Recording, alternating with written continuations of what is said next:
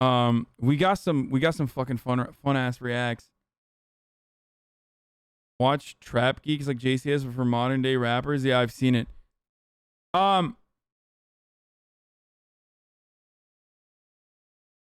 How Jeff Bezos became public enemy number one? What the fuck is this? Is this good, Chad?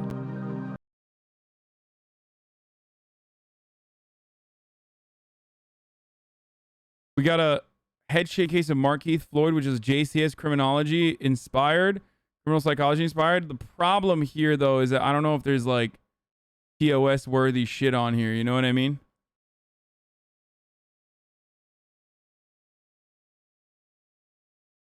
I would watch the prison boot camp, except like there's definitely TOS worthy shit on this one. You know what I mean? Like, no, Bezos' video is not good.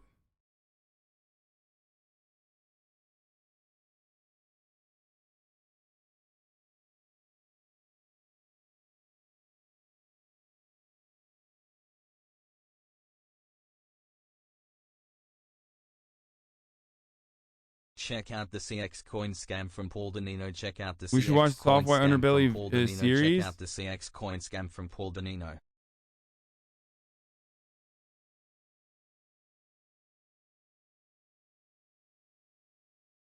No LSF today. No, I'm gonna do LSF. Okay, chat. I'm gonna do LSF, but I also need to Software Underbelly porn interview. Okay, now that we I'm got in it. it just makes me so excited because. Okay, we got it. That's it. It's a wrap. Porn actress interview Raven. Software Underbelly. Let's do it.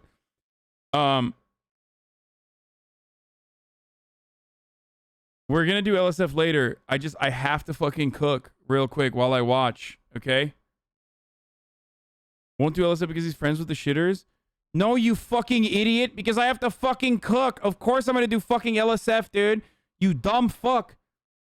I've literally said you shouldn't have your fucking phone on while driving. I literally said Miss gives to stop fucking trolling retail workers for content. What do you want? Almost you fucking idiot. Just ban that person, please. I don't even want to pull him out to the fucking public square and put a hit out. What do you want me to do, dude? Fly out to Austin and beat him up? Like, what do you want? God damn, dude. You guys are so fucking delusional and dumb sometimes. I swear to God, you're literally like, you get it in your head. You're like, ooh, there must be a different reason. Because I didn't watch every moment of his stream, so I know.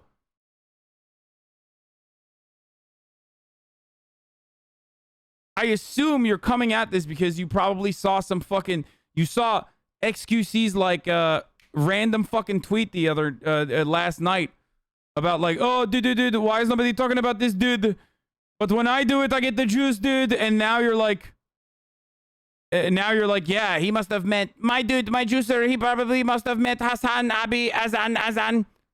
Even though Azan also talked about this, Azan Pago. That's what you sound like sometimes, juicers.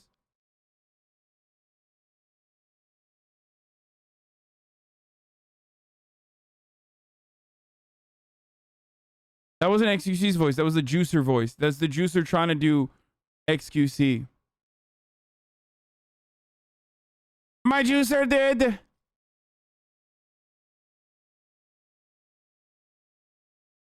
There's a mob boss? What? 2 months. All right, so Michael Franzese. Oh, this guy's awesome. You got it. Excellent. Okay, fuck the porn star. We're gonna do mob boss first. Brief intro, and you'll maybe help me with some of the details. So the best story that sums up. We've watched this guy before. Marone. Fortune magazine did Marone. A cover story on the 50 biggest, most money-making mob bosses.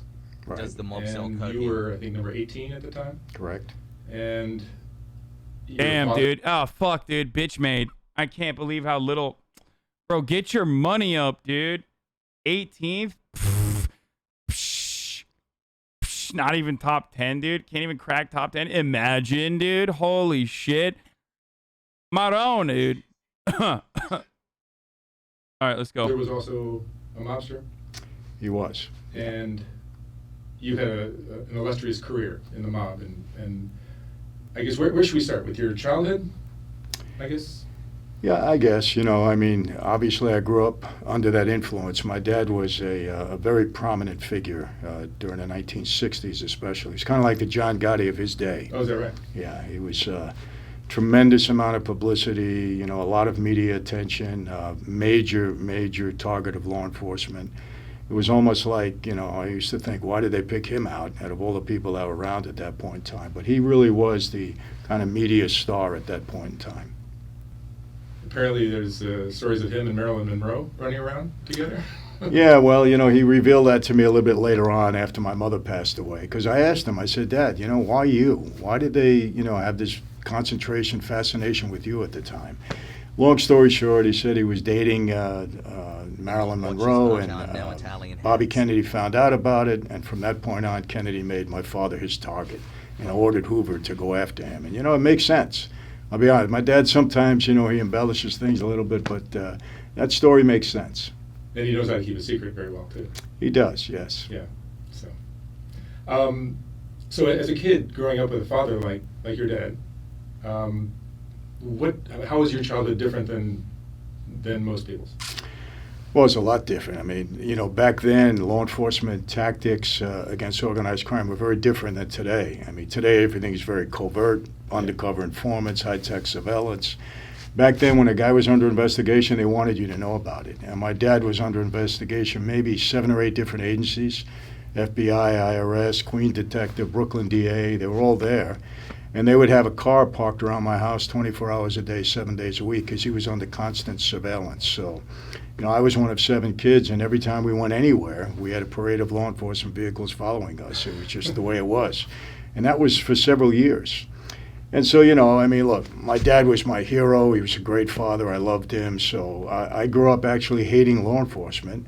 And I had many little scuffles with them as a kid, and so that was kind of the environment I was in. And then your plans as you grew up were not to follow in your dad's footsteps. You were actually pre-med, I think. Yeah, I was a pre-med student. I was an athlete. I had no desire to become a member of his life, mainly because my dad didn't discuss it with me. He didn't talk to me about it. He didn't encourage me, One thing I really respected about him, many things obviously, but he never brought what was going on in the outside world into our house. In the house, we were a family. So he never talked about it. He didn't acknowledge who he was, none of that. So to me, I'm playing ball. If you said to me as a kid, who would I like to emulate, what would I like to be? I wanted to play center field for the New York Yankees. Mickey Mantle was kind of my guy. But so no, I didn't aspire to be in that life. But I was going to be a doctor. My dad wanted me to go to medical school, so that's what I was pursuing. And until he got in some trouble and things changed for me. What changed your direction? Well, my dad was indicted several times in the early 60s, 3 serious charges in the state of New York, and he went to trial, beat them all, But then he was indicted in federal court for masterminding a nationwide string of bank robberies. Convicted, sentenced to 50 years in prison. 50.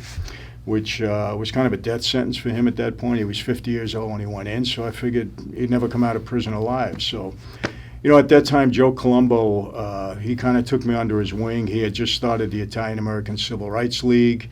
And Joe Colombo was the head of the Joe Colombo was the boss of our family. One of the big 5 families in New York. Correct. And we were close. He kind of took me under his wing. My dad and him obviously were close. My dad was his underboss. So, I got highly influenced by a lot of my dad's friends saying, Mike, what are you doing going to school? If you don't help your dad out, he's going to die in prison. So, I lost interest in school. Then I was picketing the FBI every day with Colombo in that league. So I was meeting a lot of guys. I was getting, all encouraged that maybe the league would help my dad. So it was kind of a direction change for me, and I went to see him in Leavenworth, and we sat down. I said, Dad, I'm not going to school. If I don't help you out, you're going to die in here. And, we kind of went back and forth because he didn't want that for me. Mm-hmm. But he knew my mind was made up. I was pretty headstrong as a kid, and he said, okay, but if you're going to be on the street, I want you on the street the right way. And in his mind, the right way was to become a member of his life. So it was at that point that he proposed me for membership into that life. And wow, long 14 months. So what's the first step? You start doing small... Yeah, well, he sends word downtown, and he said to me, just do whatever you're told. He knew I had it in me, so otherwise he wouldn't have done that.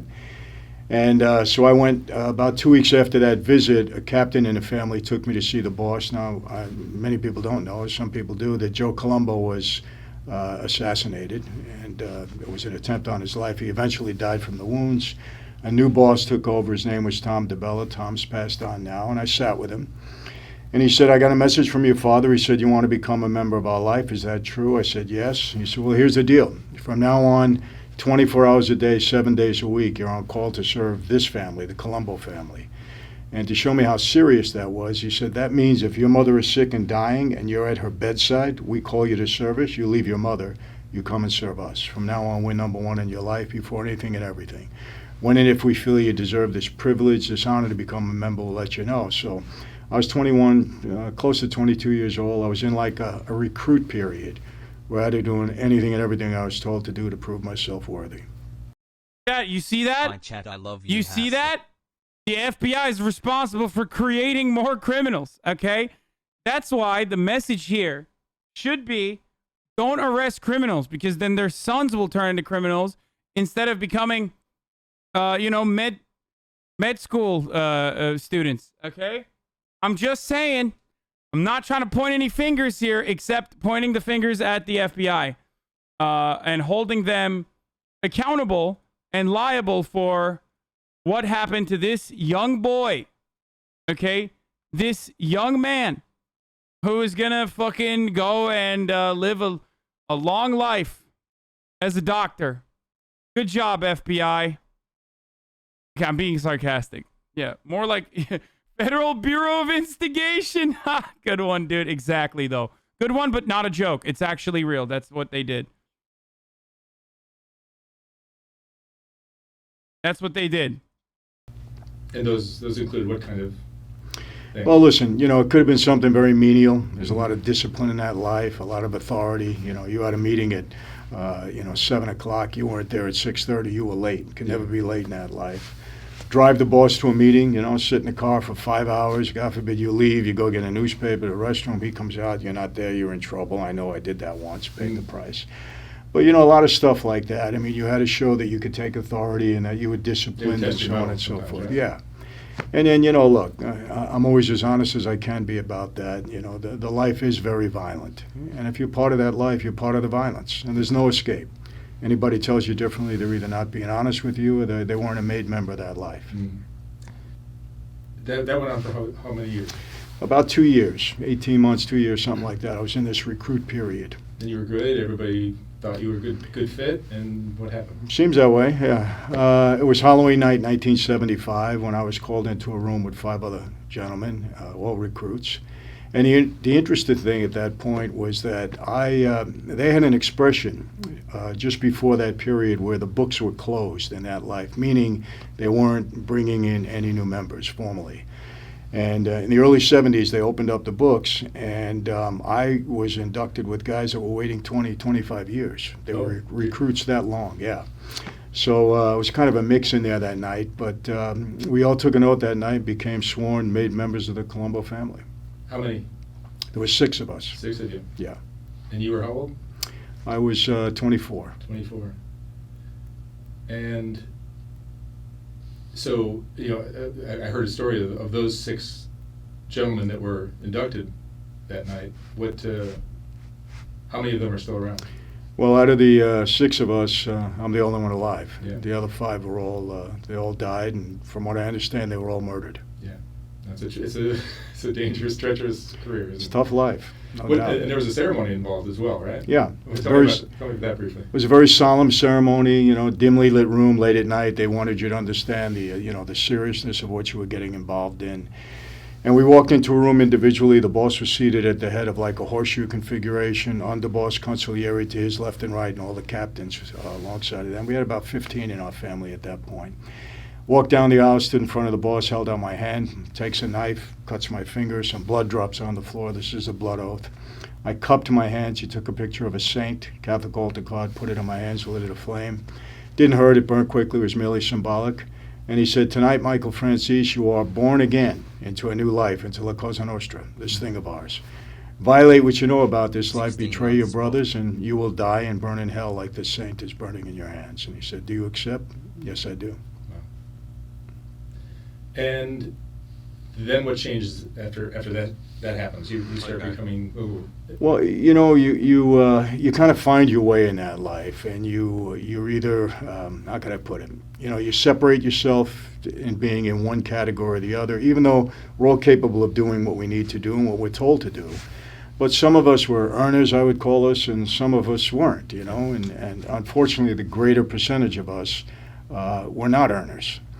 But in our family at that time, we had 115 made guys that actually took the oath. A lot of more associates, but guys that actually took the oath. Out of the 115, I think 20 of us were real earners. Some of the brains and some of the brawn. Yeah. And the other 95 guys. Bro, how old is this guy? The mob was the real Sigma grind set, by the way, ultimately, okay?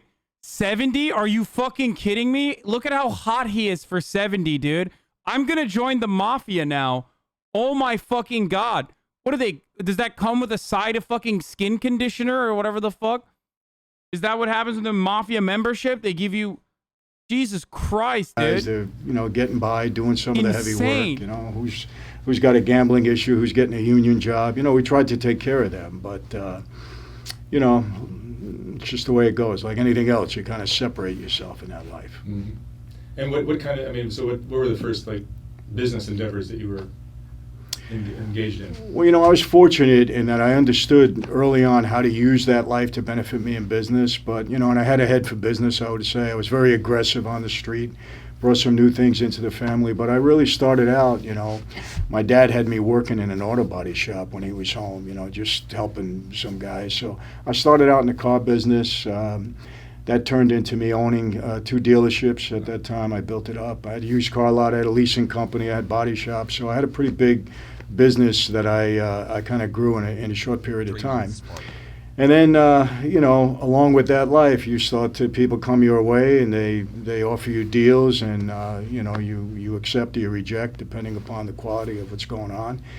And before you know it, I had several different interests. I had my own nightclubs, I had restaurants, I had, again, a leasing company. I ended up with a production company in California.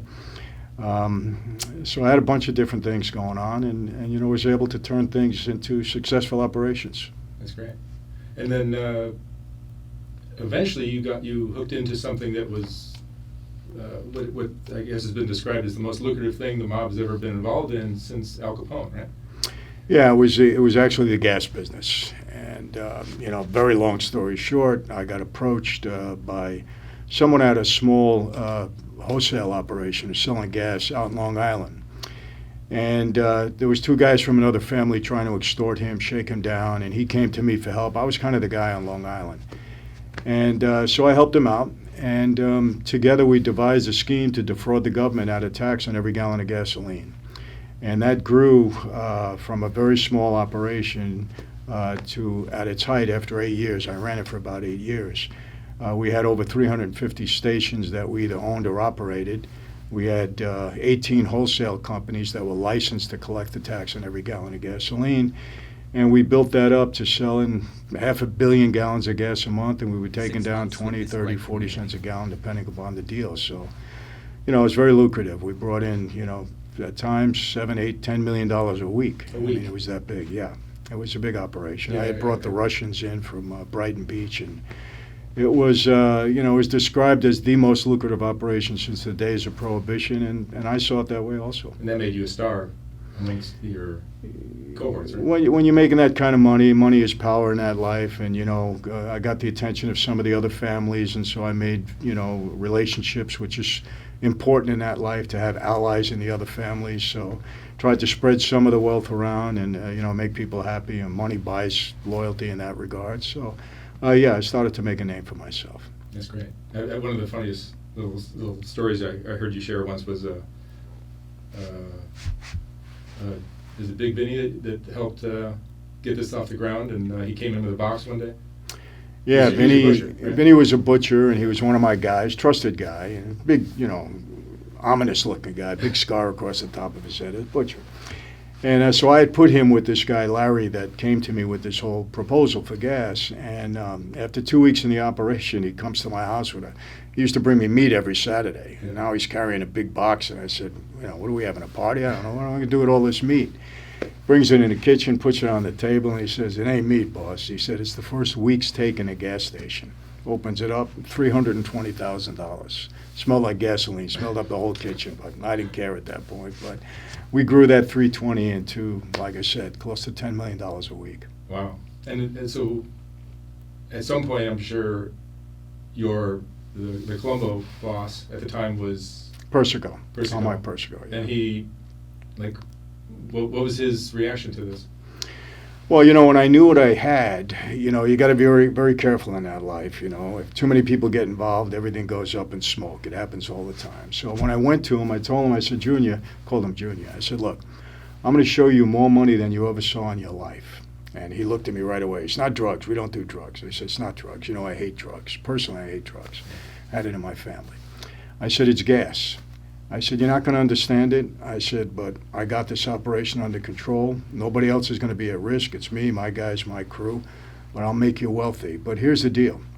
Every time we have a sit down, an argument with another family, I got to win. Don't play politics. Let's not spread this around, because as soon as we do, it'll get out of control and we'll blow it. And he said, show me. And I did. And I never lost an argument. I mean, I made him wealthy, and he repaid me by being loyal in that regard. How many years did this last?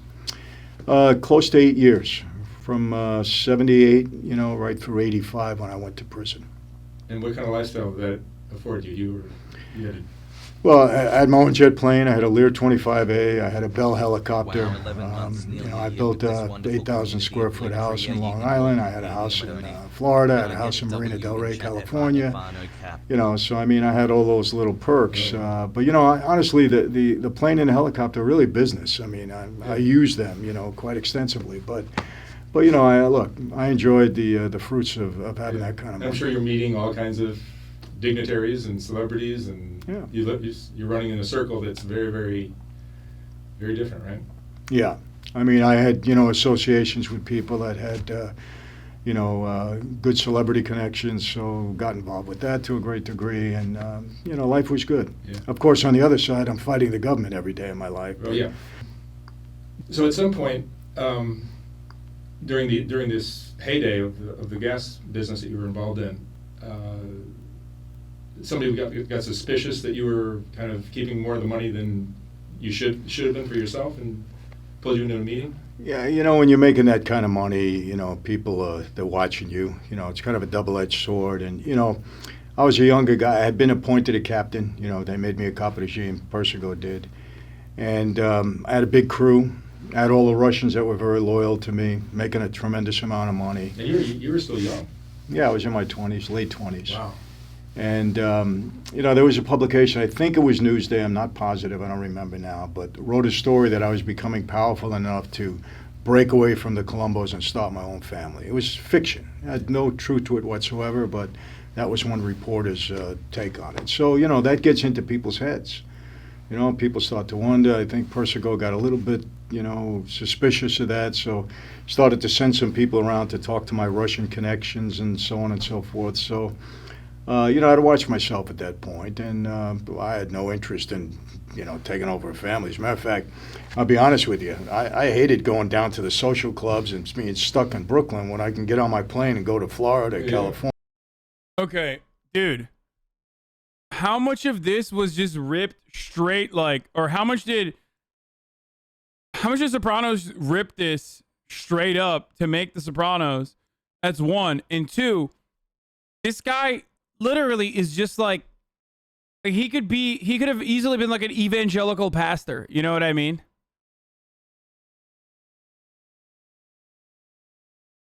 He would have been a successful business owner. That's just what the mafia is just a successful business, an enterprise that is just not legal. I can totally see why people justify this shit in their own heads. And, enjoy the good life. That's what I was into. So, and you're a captain in that family, it's a lot of work. Because you've got guys under you that are constantly getting in trouble, constantly needing you. You got to sit down. You got to be arguing all the time. I enjoyed the life, and I was as much a part of it as anybody, but I also liked the good life. So, I had things that people used to say to me, I used to go out to California a lot here, and People used to tell me, how is it out there? And I didn't want anybody to follow me. So I said, oh, it's horrible, those people, it's terrible. You know, you don't ever want to go out there. So I didn't want anybody coming out. Meanwhile, I loved it, right? Same with Florida, you know. But, you know, so I had to watch myself. And, you know, I was on my guard and I knew it. So, you know, I was careful. Yeah. And then how did it finally come to an end? How did I come to an end? No, I mean, you got into trouble with the government, right? Well, I Black Lives Matter protest riot in Manhattan caused $100,000 in damage. Says Michael Franzese, is this the America we want to live in? This is what the far left progressive socialist agenda will bring to your city, your town, your business, your fucking neighborhood. The choice is clear in November. Which America will you choose? I became a major target of law Sure. enforcement. I mean, I was. I would imagine the government is like, what the hell is going on with? Yeah. Something's not. I mean, I total it up. I had 7 indictments. You know, that's almost a record. You know, I mean, in that life, usually you get 1 or 2 and you're gone. You know, but I had 7 and Rudy 2 federal racketeering cases. Rudy Giuliani was after you, right? Giuliani indicted me on a big case in '84. I was probably the first major mob guy he indicted under the RICO statute. And I was lead defendant. I had 15 co-defendants. And I was on trial for several months. If I lose that case, I'm gone. Yeah. You know, I would have been away for 50, 100 years. And at that point, they were putting guys away for. You know, I'm watching these guys going to trial, getting convicted, and getting 100 years, 200 years. I said, man, I'm the youngest out of all of these guys. They're going to give me 500 years if I lose this case. So, you know, I prepared day and night for the Giuliani case. And How much money did you spend on lawyers?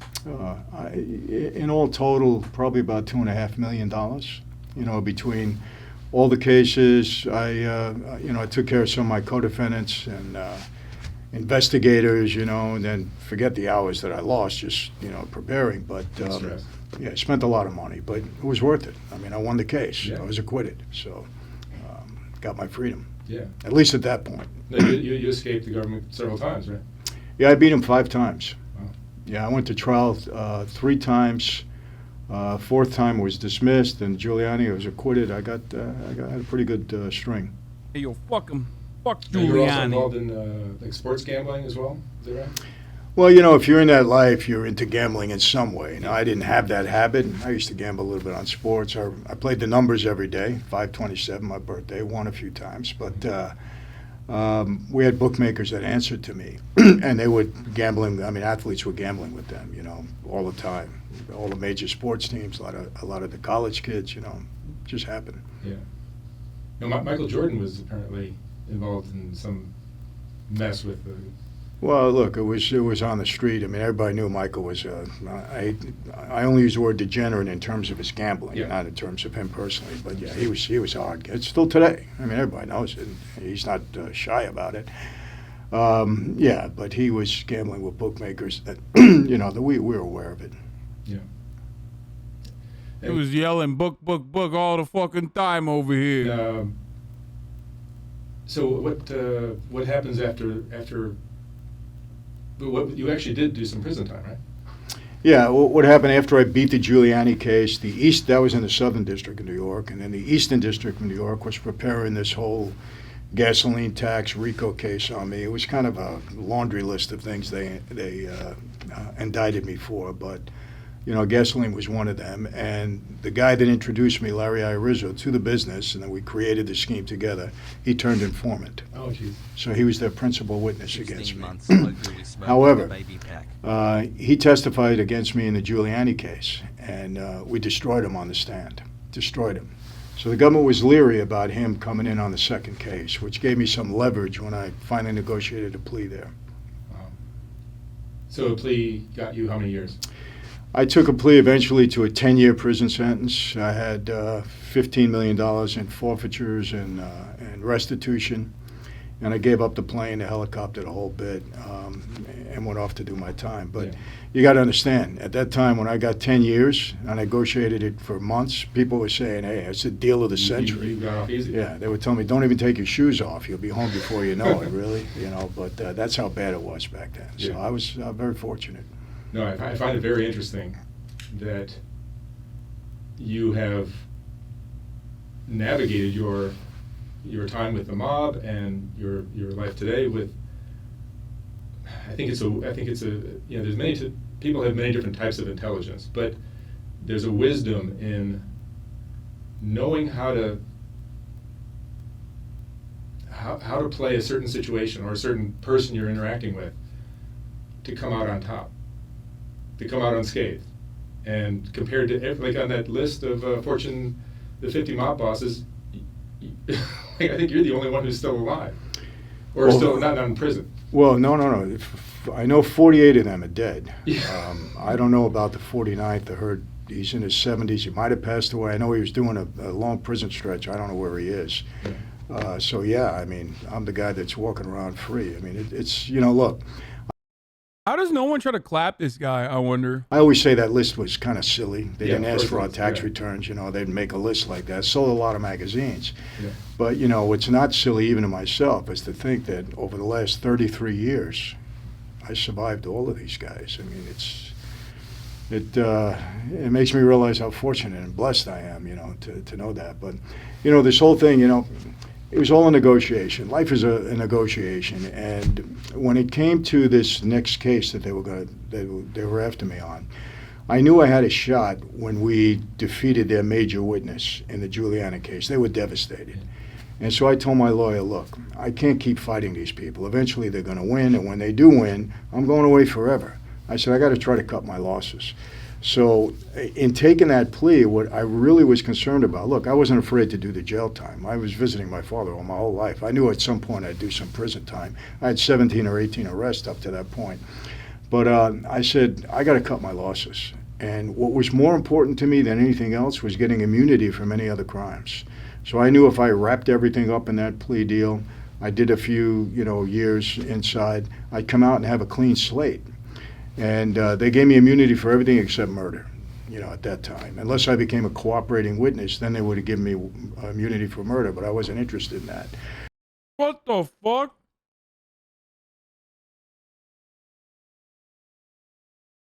Dude, feds are crazy, bro. Feds are fucking nuts, dude. They're like, hey, even murder, man. Not off the table for you, okay? So that was the only thing I had to be concerned about, and I wasn't really concerned about it. And so it was really a negotiation to preserve the rest of my life and get these people off my back. That's what it was all about. So did you have an eye on getting away from a mob life at that point? I did. You know, a couple of things came into question for me, but I saw that life was in a lot of trouble. I mean, Giuliani, I have to give him credit or blame, whatever way you look at it, you know, for really utilizing the RICO Act. And up until that point, you know, guys weren't becoming informants as much as they were, but nobody wanted to face that kind of time. And I saw the life starting to fall apart because of that. The government had too many weapons. They had the RICO Act, they had the Bail Reform Act, they had the Sentencing Reform Act. Guys were turning snitch left and right. Yeah. Better surveillance? What's that? Better surveillance? Yeah, better surveillance, you know, and we didn't keep up with the times. And so At the time, the worst thing that the government had that they used against the mob was a 60-second ad break at the top of the hour. Especially when it's 8 minutes past the top of the hour, where most people are not even aware that it's coming. Yeah. But of course, one thing you can fucking do over here is, you know, a $5 subscription or a Don't fucking say Twitch the Prime kids. subscription, which is fucking free over here. You know what I'm saying? It's just like, you know, there's things you can do. There's things you can do to fucking avoid it. You know, or you can use an ad block. You can use a Arjan, thanks for the VPN. 9-month anniversary. You know, a bunch of things. All right? Well, use the fucking 1 minute ad break now, okay? Yeah. So I said, this life is in trouble. If you're going to stay here, and I'm a young guy, for me to be arrogant enough to think that over the course of my lifetime, these guys wouldn't catch me in something and put me away forever would have been arrogant on my part. Yeah, so you knew some hit was going to be heavy. Yeah, I mean, And 10 years is nothing. Oh, I'm hot. 10 years was, you know, I did 8 on the 10, but it was, you know, it was a blessing. If you look at everyone else around you, you got off easier than anybody in the history of anything. Absolutely, and didn't have to put anybody in prison. Yeah. Didn't go into witness protection program. None of that, Didn't which I make any wasn't enemies. interested in. So, Yeah. You know, so everybody said it's unheard of. It's never been done before. I mean, I don't do research on it, but I don't know of anybody else that's been that fortunate. What was the reaction to other mobsters at the time when you were kind of leaving?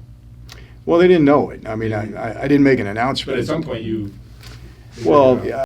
I do not understand how the fuck he got away. Like, I literally don't. I'll tell you what happened. When I went into prison, I was in there for a bit, and the associate warden at Terminal Island, it's where I was incarcerated, tells me, you know, Life magazine's doing this huge story on you. They had done a huge story on my dad several years earlier. It was actually the biggest story ever, as far as I know, in Life magazine about my dad. It was like 29 pages with photos and everything else, right?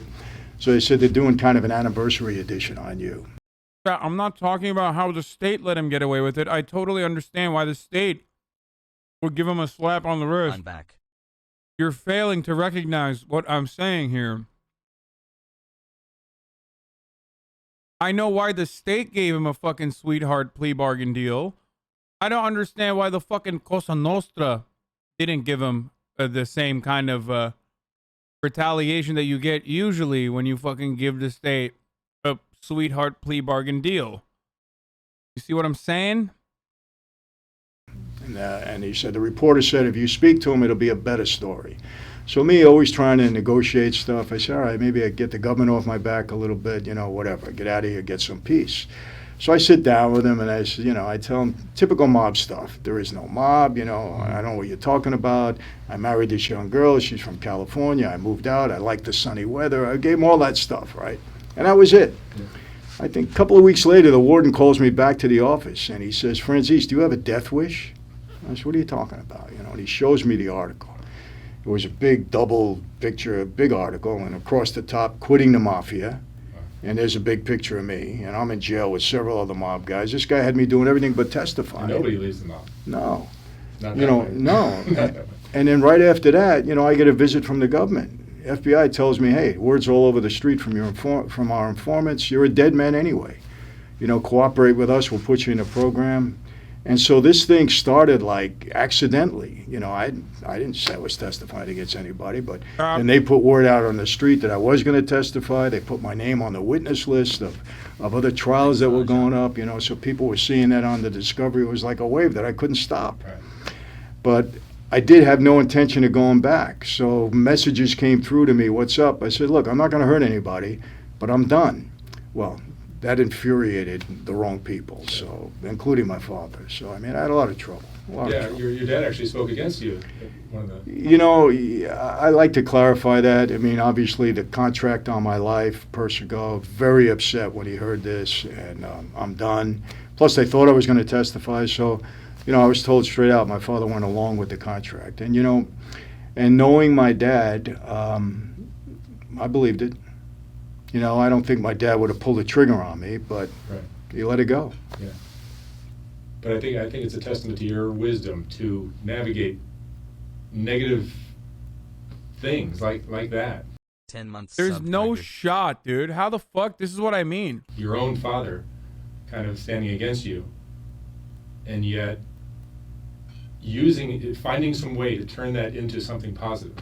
Yeah. And your relationship with your dad, who's still alive. Yes. Just got out of prison recently, right? My dad's still alive. He's 102 years old. 102. He was released at the age of 100. Yeah. He was the old. Apparently, what is that, like a gift? The government's like, bro, if you can survive in prison for 50 years and make it to 100, we'll just let you go. Arjan? Pogo? He died at 103, apparently. Oldest inmate in the system. And I'm sure your relationship with him is great. It's you know, it's good. You know, it's we kind of see things a little bit differently at this point. You know, but the relationship is good. I love my dad. He loves me. You know, there's a lot of talk out there and all this stuff. That I never did anything to hurt my dad. I only tried to help him my whole life. I'm the guy that got him out of prison, you know, and all these times. But, you know, people talk and they like to say certain things and whatever. But my dad and I are close, and, you know, I love him. He loves me. That's great. And he was a big influence. His dad had a literal Shawshank Redemption moment, dude. He went to jail for 50 years at the age of 50, came out at the age of 100, and literally survived like 3 years and then just fucking died. He's like, I don't know anything outside of prison, dude. This sucks. Influence in who you are, right? My dad was a tremendous influence on me. He taught me, all the right things when I was a kid growing up, I believe. I still carry that with me. He helped me navigate through that life. Taught me to be a good listener, to be careful before I speak, out of turn, and things that you need to know in that life that are very important. Because guys that shut off the mouth. Bro, he hit the soft level cap at 100. It gets significantly harder to grind after that. It's like, especially like with Destiny 2, or with Destiny 1 rather, the level cap, you can only level up beyond it with items, and they're random. Like, you can't find it. And no one's playing it at this point, so we just kind of gave up. I wanted to be tough guys. They're all gone. You don't keep somebody that around. When you got to worry about somebody doing to you, you let them go. Get rid of them. And that's what happened. I saw that happen many times in that life. Yeah. Tell me about some of the personalities. I'm sure you came across quite a few real characters. Gotti, for example. Yeah, I was friendly with John. We weren't best of friends. I had different crews and all of that. But I had my run-ins with him, with Gotti. Socially, he was great. I used to meet him in some clubs, by chance or on purpose. We'd have a drink and have fun. He was great. He was always had to be like the center of attention. He was the magnet, everybody, because the way he dressed and the way he carried himself. But it was a lot of fun. Business, very tough. Very, very tough. Because, he had the attitude, I'm John Gotti and nobody's going to beat me. And so when you were in a deal with him, whether it be purposely or by chance, you had to know how to navigate your way through. So he thinks he got what he wants, but actually you get what you want. Yeah. And I appreciate it, because John doesn't know it, but he taught me that just in my having to deal with him, and getting my way at the end. Yeah. Well, you can be headstrong or you can be wise, and one gets you further. You get the credit, I'll take the money. Yeah. It's that way. Exactly. Who else, what other mob figures were particularly interesting to deal with? Well, I enjoyed Tony Salerno. Fat Tony Salerno. He was the boss of the Genovese family. He was a character, right out of Central Casting. But a good guy. I liked him. I had a couple of meetings with him and enjoyed him very much, in the gas business especially. He knew I was making money, and he asked me for a couple of things, and I was able to help him. Paul Castellano I met under not great circumstances. My first real run-in with a guy was him, and he wasn't one of my favorite guys, let's put it that way. Persico, obviously, I knew a lot of guys. I got around, I knew the Chin, fairly well. Chin Gigante, The Chin. He really was the most powerful guy on the street at that point in time. He really was. He did his thing, walking up and down Houston Street in the bathrobe and all of that. But very interesting. He didn't care who you were.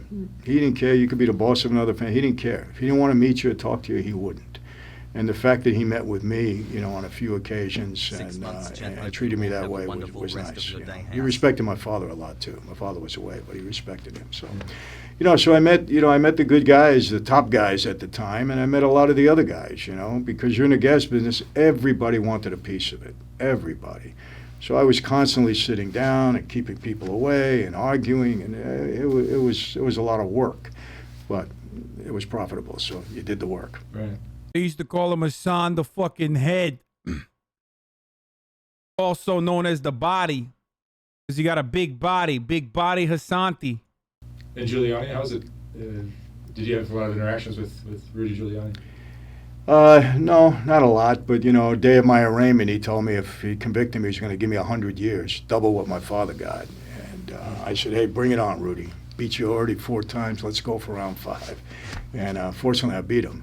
But Rudy said some nice things about me when it was out on the street that I was transforming my life and I was not going back, and everybody was saying Franzese is full of it on law enforcement side. He'll never give this up. He's too much a part of it. It's another scam he's pulling. And Giuliani said, you know what, Michael is a fairly intelligent guy, and he knows this life is in trouble, and I think he might be sincere in what he's saying. He made that comment, so it was nice. It's interesting. I think it takes intelligence to recognize intelligence sometimes. Well, look, he... Yeah, dude, when you're fucking talking about all the kind things that Rudy Giuliani said to you and that you're intelligent, and then it's fucking, it turns out it's Rudy fucking Giuliani. I don't know. Forget about it. Like I said, you want to give him the credit of the blame, but, he did a lot as far as hurting my former life. And one of the main things keeping him alive is that he never put anybody in prison, even with a contract on his life. He never made any mortal enemies by ratting people out. And that has lessened the desire to kill him, but he's got a big fucking mouth, right? I mean, he's constantly fucking talking over here. You know what I'm saying? It doesn't seem like he's such a kind guy. He's not a nice fucking guy, I don't know if he didn't fucking snitch or not. Forget about it.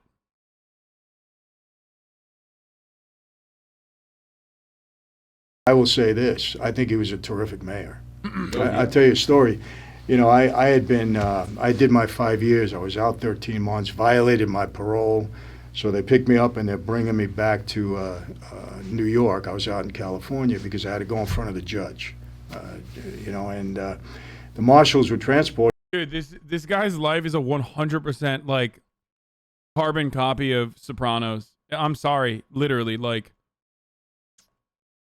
even the character names are the same, dude. That's crazy. I do believe him when he says like, I think David Chase probably listened to me. That guy was worth $20 billion in the 80s. Holy shit, dude. The Mafia is so profitable. Me, and I said, look, what time do we got to be at court? He said, like 2 o'clock. It was early in the morning. We got off the plane. I said, well, do me a favor. I haven't been here for a while. Let's drive around Manhattan. I want to see what's going on. I said, that and I want Dunkin' Donuts. I haven't had that in a while, too. So the marshals were good guys. So we start driving around. We go to Manhattan, and I was shocked to see Times Square. Yeah. I grew up, Times Square was, a pit. It was horrible. You wouldn't walk it. No, and Giuliani totally transformed it. So, he did a lot of good things as mayor, and of course 9/11, he gets, both sides, but I think he did a good job, so give him credit. So what are the qualities that a person needs to exist in that life? I mean, there's loyalty, there's integrity and all that, but it seems like very often it's the case where deceit and treachery come into the picture. It's a very treacherous life, Yeah. and the reason I say that, because look, I spent a lot of time there, over 20 years. I mean, I seen guys die for the wrong reasons. Jealousy comes into effect. There's a lot of politics. Money is everything. Money and power is everything in that life, and you got to know how to really navigate both. Does he ever talk about the other mob guy who got murdered by fucking QAnon freak?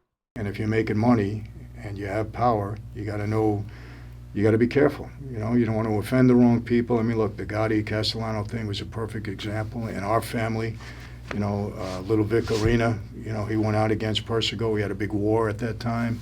So you got to be very careful in there. You got to be careful, just to do the right thing with the right people, or to be on your guard all the time. All you buy. And, again, I saw a lot of people die for the wrong reason. One of the horrors in that life, you make a mistake, your best friend walks you into a room, you don't walk out again. And unfortunately, I've witnessed that. And, I had somebody very close to me that I believe was killed for the wrong reasons, more to give me a message than to anything else. And that was tough for me to get over. I mean, it really was, because things, look, I'm not throwing bouquets at myself, and I'm no angel by any means, but, I saw two types of guys in that life. There were guys there that I would call them stone killers. They enjoyed it. Hey, give me the contract, I'm ready to go. I love it, I do. Now, and they did it. They did their job. For me, when I was asked or ordered to do something, it made me uncomfortable. And don't get me wrong, I never let anybody see that, and I did what I had to do and did it. And in my case, it was kind of like stepping outside of myself, doing what I had to do and getting right back. because I wasn't going to let anybody talk about me, and I was going to make sure I did what I was told to do, follow the orders. But I think there really was those I'm two so type of fucking guys, hot right now. those two Holy type shit. of personalities. And I'll tell you this, the guys that were ready to kill, they don't last. They don't last because people say, I'm not going to worry about this guy. He's too quick with the trigger. You know, one thing that I learned, if you're a captain in that family, you know, and I want to clear this up too, murder was taken very seriously in that life. We weren't random killers. We didn't do drive-by shootings. We weren't allowed to do that stuff. We didn't do it. Any murder in that life had to be sanctioned by the boss. That was it. Had to be sanctioned by the boss. There was discussion about it. Some people were for it, some people were against it, and then a ruling was made. And, you know, I always thought about this. I said, look, this life is like a wheel. It turns around. You know, one day, if I'm sitting there, you know, giving a vote, deciding the fate of somebody, I want to be hesitant. I'm not going to be the one to say right away, let's do this or let's do that, or you know, put a death warrant on this guy, because it might be me sitting there one day. It might be me that they're deciding upon one day, and I want to be known to be the guy that said, let's really discuss this. Let's wait. Let's see. And, you know, I think in the end that served me well, because I had an experience where I was brought into a room one night. I didn't know if I was going to walk out. An experience that prepared me for walking away later on, because honestly, I learned through that experience that I could face death. Because they were suspicious that you were up to... Yeah. I mean, I was called into a room under some very bad circumstances, and the way the setup was... What was the story? You know, look, making a lot of money in the gas business, you know, and word was getting out, and like I said, my boss was going after finding some people, seeing if I was turning in enough money and all this kind of stuff. I'm turning in millions, you know. Story came out that I was making billions. You know, my attitude would have been, well, so what? He's taking all the risk, he's doing this, he's making me wealthy. What do I care? But it's not like that with everybody. So, you know, I think, you know, when I look at it, they wanted to put a scare into me. Maybe it was serious, more than I thought afterwards. I don't know. But you know, from experience, walking into a room like that. Oh, yeah. Let me tell you something. It was about a 30-yard walk from the car that I get out of to the basement of apartment or room. It was a private house, but we had to go into the basement down the steps. And it was late at night. It was a summer night. I can tell you this. The way it lined up, I said, I'm dead. I'm not walking out of here. When I walk down that path, as I think about it now, I have seen Larry Lawton. I can hear the crickets chirping. And I can almost smell the night air, the flowers. My senses got so acute at that point. And you know, I have seen Larry Lawton chat. To watch you ban people.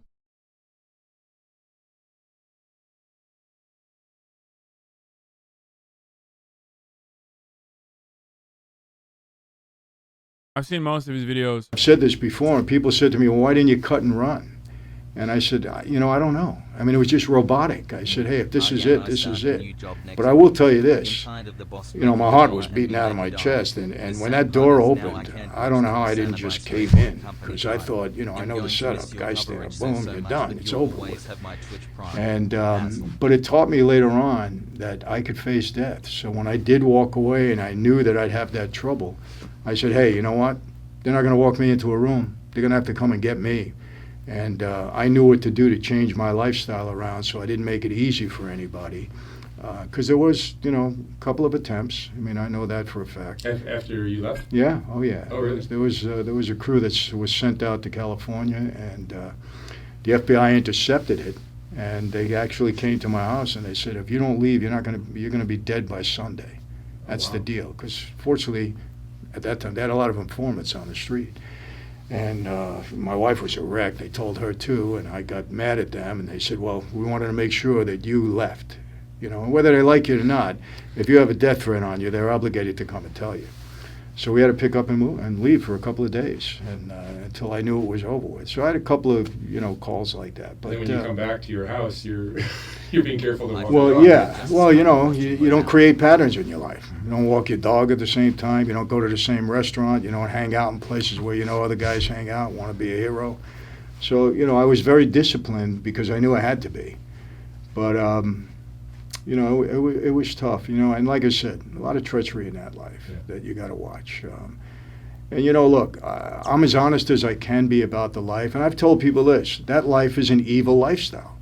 Just like the gang life. It's evil. Yeah. Now, I'm not calling the guys evil. I was one of them. I just happen to be very fortunate, very blessed. But the lifestyle is evil because I don't know any family of any member of that life, and this includes gangbangers that I went to prison with, that hasn't been totally devastated. I mean devastated, including my own, and not my wife and kids, but my mother, father, brothers. I hope you guys learned how to be a good mob boss after this video, because that was basically what I was trying to do here, is teach you how to instill in you important lessons of how to be a good mob boss. The family is destroyed. I don't even know how I came out of there with a at least somewhat sane. How is he more comfortable with this guy than that Pimp Sharp? Dude, I was just thinking that, dude. Shout out to Lexi, Elsa, and all the Like, when he was homies. talking to the pimp, he was so uncomfortable. Like, it felt like he was incredibly uncomfortable when talking to the pimp. But here, and now he's just like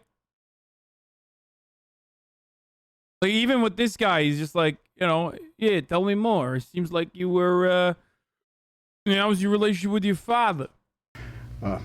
People question that, But your story is incredible. I mean, you survived and thrived. So any lifestyle that does that to families has to be evil, and that's the bottom line. I mean, you got to stay away from it. That's what I tell these gangbangers. You guys are out of your mind. And were these kind of thoughts in your head what helped you kind of change your ways and decide to leave, or were there other factors? Your wife also. Leaving that life was one of the, if not the most difficult decision I ever made, because look, I took the oath very seriously. I'm my father's son. I love my dad. I would go to sleep at night leaving the life, wake up going back in. I mean, I was so torn. It was so difficult emotionally for me, because I didn't want to be known as a guy that betrayed an oath, whether it was right or wrong. Because look, I had a very idealistic view of that life when I came in. I was gung-ho. I'm going to be part of something my father's part of, this brotherhood among men. It was exhilarating, and I took it extremely seriously.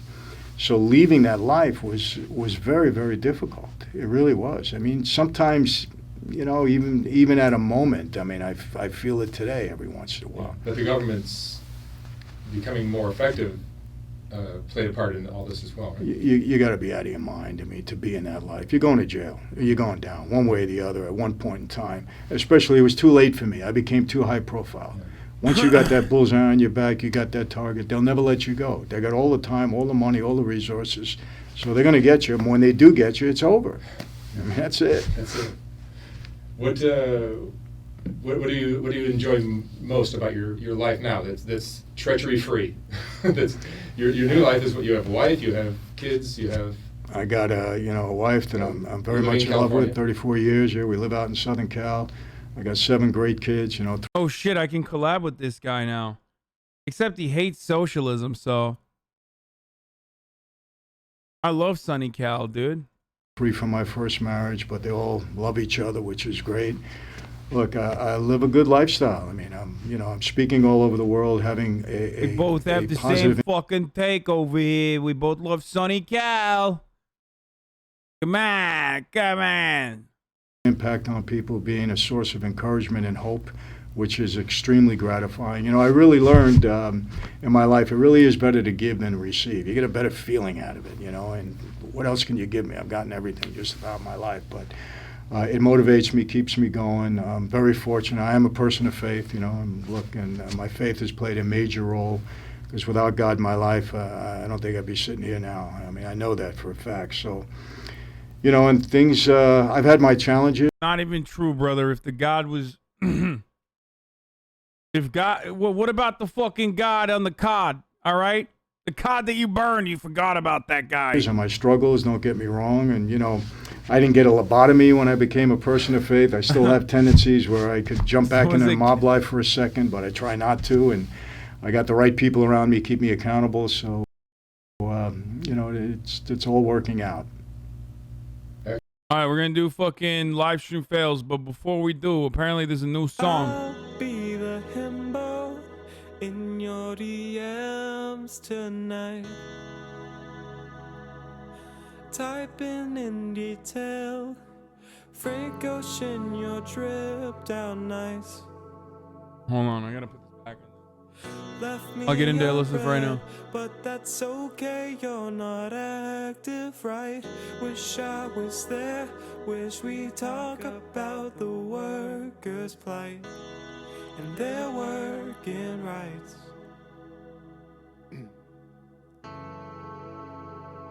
Come on, share advice with me, left unseen, but yeah, it's nothing.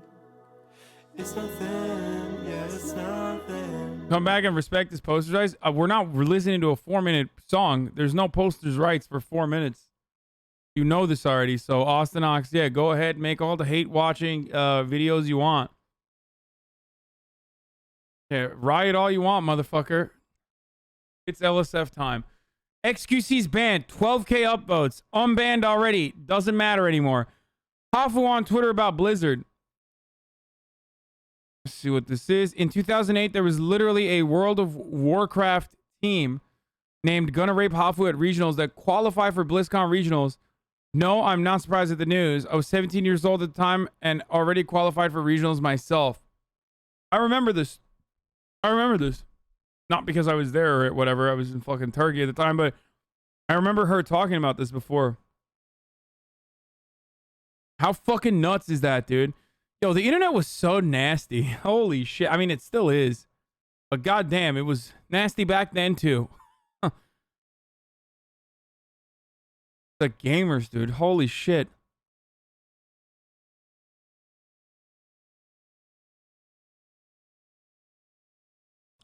Okay, XG frogs are now political frogs after the ban. Oh, homophobia. Come on, man. Don't put no homophobia on that. Man, come on. Get that homophobia off there.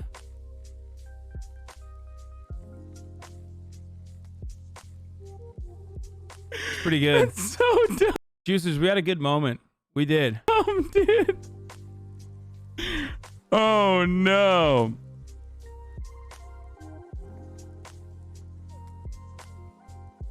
Anyway, I mean, we've talked about this before. Damn, that's got to be the most common phrase I use. We've talked about this before. I'm constantly talking about things I've talked about, dude. Same wall, same hair, same shirt, same statement.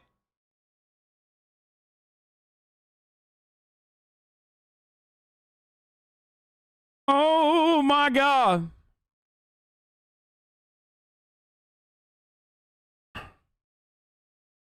Despite probably hating the queen, he still has a cardboard cut out of her. This is a dub in my books. Damn, dude.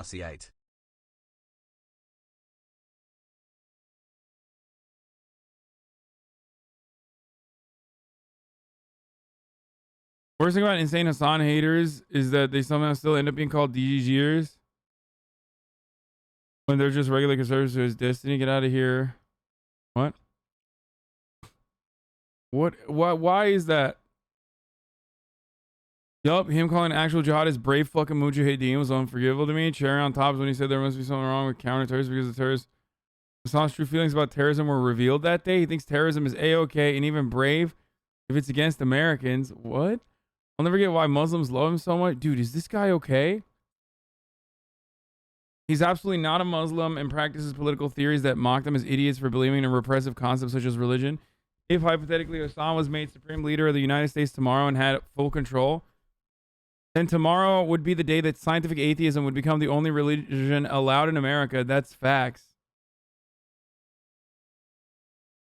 Anyone is welcome to prove me wrong. Dude, this guy's crazy, man. I hope he's all right. This is just a fucking fun video. Like, this is just a fun clip, dude. Excuse unbanned. 80 comments already. Let's see what's going on here. We just lost 100K viewers on Ban him ASAP. To be fair, like, I'm surprised he got banned immediately on the same day. I got unbanned 24 hours later. It's a bullshit ban regardless. It's just the auto ban. If they catch you, if they clap you for like stealing IP while you're live, they literally will just turn around and just ban you for 24 hours. Which basically told XQ to take a nap. Here's a removed comment on the last post. Got minus 94 karma before he got removed.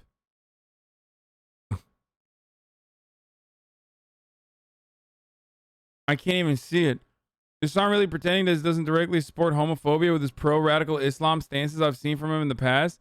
Literally defended a survivor of radical Islam who was attacked just for her beliefs. What?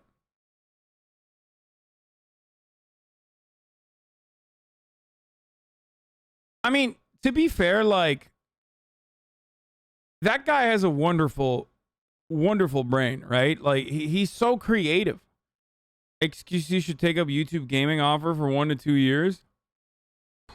I am always shocked that XQC, being the biggest streamer on the site, gets banned as much as he does. That's fucking crazy to me. I mean, wouldn't you respect that, though? That means I that, can't like, believe Twitch... they actually do that. Especially for really trivial things. Yeah, the trivial shit is bullshit. But, like, if it was for something serious, then that makes sense.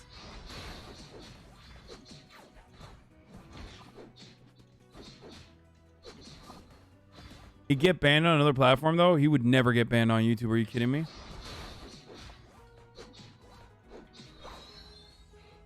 He was just watching highlights. That's even crazier then. He really should just accept a YouTube streaming offer for a couple million. He could easily get like a $15 or $20 million deal with YouTube. I don't know why he doesn't.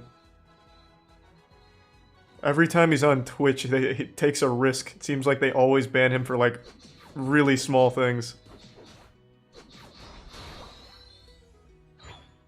Or Facebook gaming. Okay, let's not get carried away. Yeah, that's I am crazy. always shocked that... Yeah, let's be real. That's not happening. Facebook gaming. What the fuck? Oliver is very happy. Yet. Good morning. Good morning. Sir. He gets very excited in the morning, and if you're wearing flip-flops, he'll attack your feet. In the morning. Yeah, I mean, his take on the takedown of Keemstar was that you shouldn't go after a main sponsor. Charlie doesn't exactly have the most how it takes. Cool guy, though. Hi. Huh. This is Oliver. It's interesting. He's a rooster, but you never see him acting like a rooster. You come here? Fair Avengers resubbed for 3 months. Subscribe. Hi, bud. Woo! Bro, I don't know who you are. I don't know what Ghost Crawler is. But oh my fucking god, dude. I don't know what the fuck's going on, dude. But are you alright?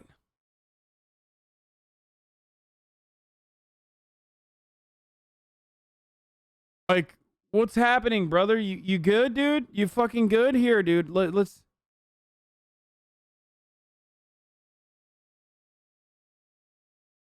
Love your streams, Arjan. Keep being great, dud. The Cosby suite, I have a lot of discussion. Risk overshadows the work you're doing. The suite was a green room at BlizzCon for many of us. That's it? This is what the fucking... This is what it was? This is why you wanted me to... He was in the... I can't even talk. In the hotel room? It was a green room that we all use. Anyone who's been to BlizzCon knows that there's drinking, but I never say that I saw or experienced any of the harassment described in the allegations, and if I had, I absolutely would have stepped in. Looking back, I'm embarrassed at the nickname of the room, given that all we know now. At the time in 2013, it was nothing more than a silly reference to an old flea market portrait. I wasn't even aware of Cosby's reputation until I after left Blizzard, and the allegations became more well known. This is it, dude. This was the big thing.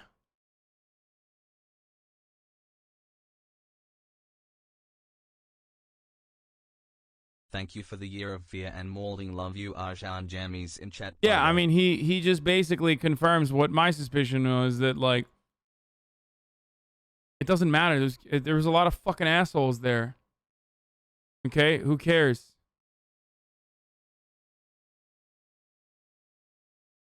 I was only talking about the video, and really only because the Rami brought it up. And I respect the hell out of him. I wasn't trying to call whatever happened at Blizzard an accident.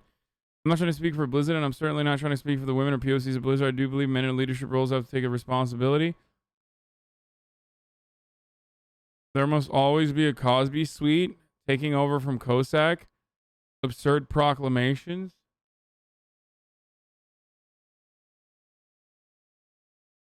Cosby was an open secret for a decade. That was dumb 18-year-old, and I knew about his rep in 2007. I guess it's because I didn't fucking know about his reputation until 2014. Like,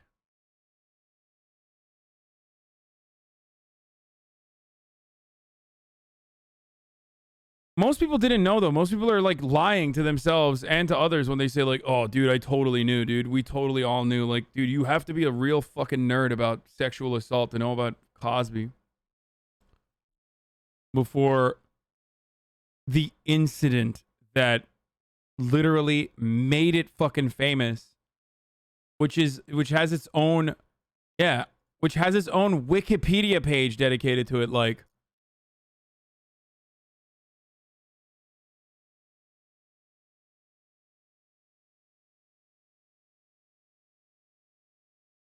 I love Cosby and didn't know this. People saying he did are fucking liars who watch Hannibal. You know? All right, let's finish this video. How's it going? Good boy. All right. Okay. Might be tripping, but Bill Cosby's sexual harassment jokes have been on 4chan since ever. You know what? I wouldn't be fucking surprised if those weebs over at 4chan actually knew and were joking about it, though. That's what happens when you give a falcon or a chicken, chat. He's insane. Good morning, Mia. Hi. Am I the Antico? Bro, I wasn't ready. I wasn't even asking for it. Go back. You're slapping the mic.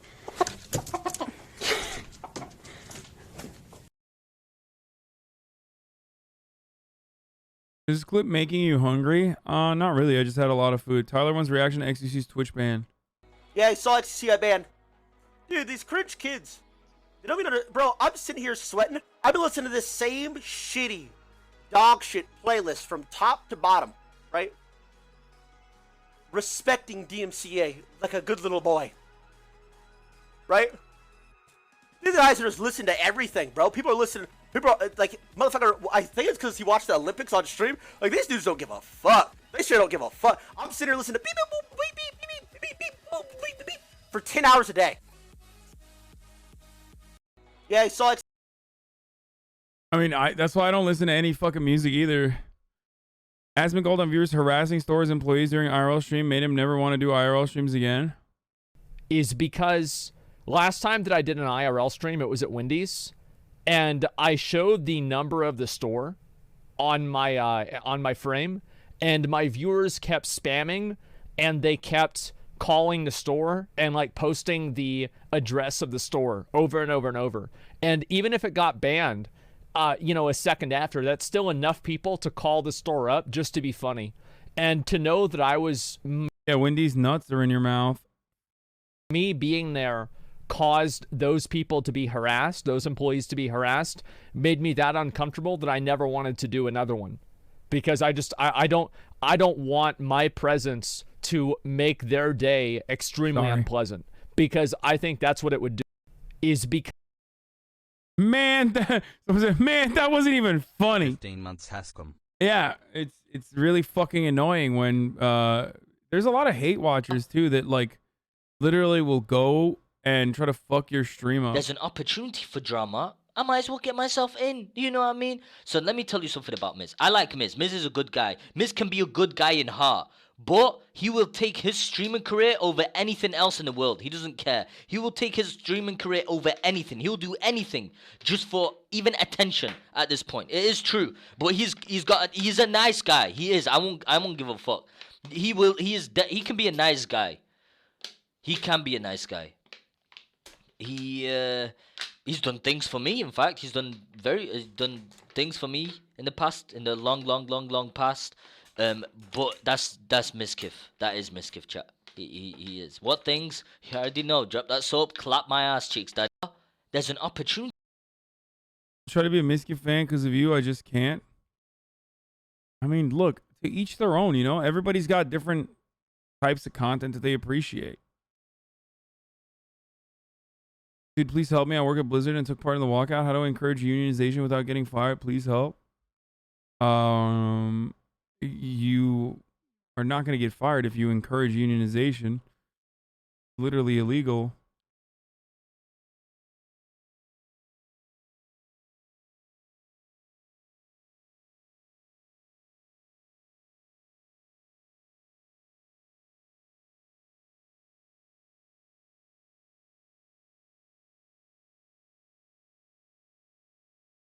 I don't know what the union would be for the video game industry. I mean, they could find other reasons for firing you.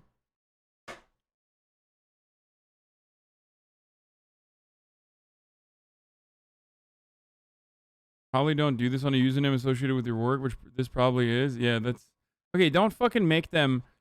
Don't make the person scared, dude. The animation and VFX industry has a union. Hassle.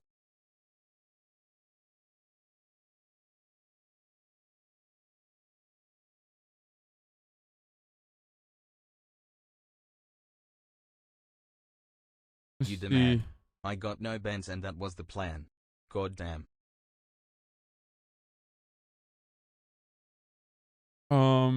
Game Workers Unite is a worker-run labor rights group seeking to organize the video game industry.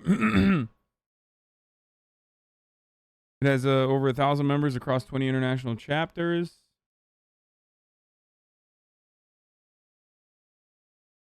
I have no idea what unions, how unions work within the video game industry and in tech in general.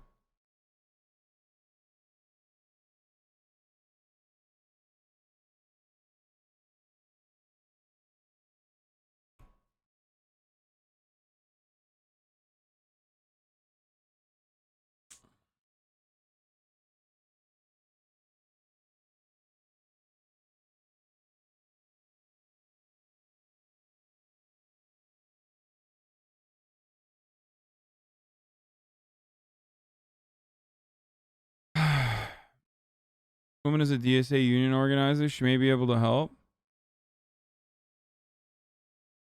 Marks McClaw. They're in Pennsylvania.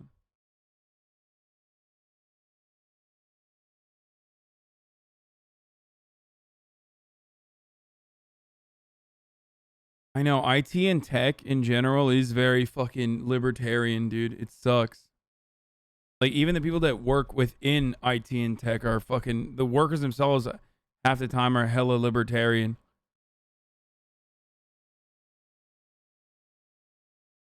Hassle, hassle, hassle. Anyway, XQC. So this is why, like, that other fucking juice lord was in my chat being like, hi, HasanAbi is not going on LSF because he's scared his friends are on it or whatever the fuck. Because she said, dude, crazy how every streamer fights for Twitch to have more consistency, but when a friend or like streamer is in hot water, they go real quiet, dude. Nice consistency, bro. Thumbs up. And I don't know who the fuck he's talking about. I don't know what he's talking about. My immediate reaction when I saw this last night was like, I wonder if he means like, I wonder if he's upset that people aren't more mad about me like banning a... Like, it can't be. I was like, it can't be because like me banning a fucking, you know, a subscriber. I think he means like S-Fan. Like, I thought maybe it's like S-Fan. I thought maybe it's like fucking what do you call it? Misgive. I don't think it's about that. He explained more. Scroll LSF. Someone's using you to catfish.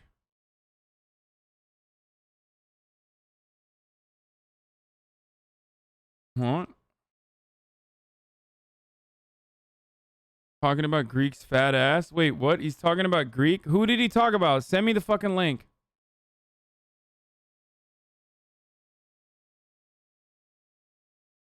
It's in the comments, his follow-up tweet, but I don't think it's about me at all. It would be fucking really weird if he was mad at that.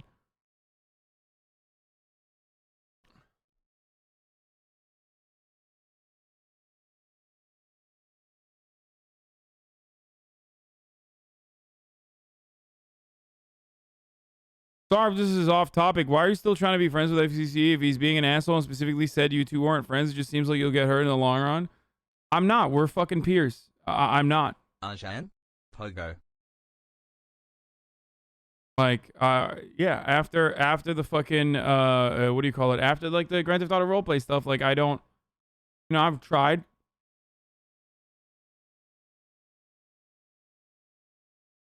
Yeah.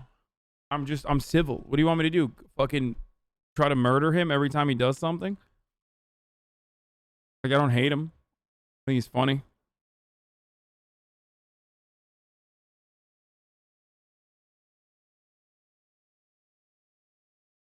Yeah, it's not even personal. He just, like, it's not even personal. He just doesn't consider me or anyone else to be his friend. Why the fuck would I, you know, why the fuck would I take the initiative? This is not your opportunity, chat, to, like, literally fucking, oh God, chat gets so parasocial every time this happens. Like, it gets so fucking parasocial every time. Like, chill out, guys, okay? Stop.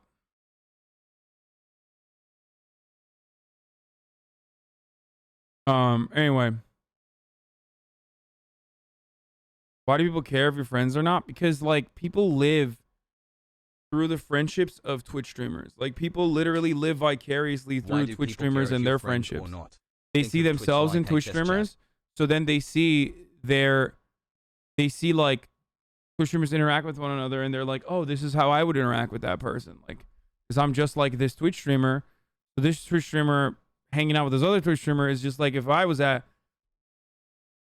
It's exactly how I would be like if I was I was hanging out with that Twitch streamer.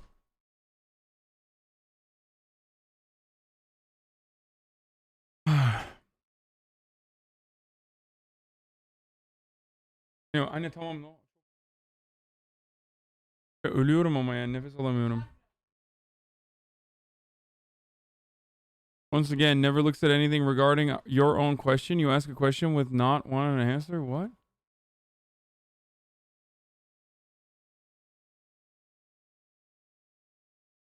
Hassle.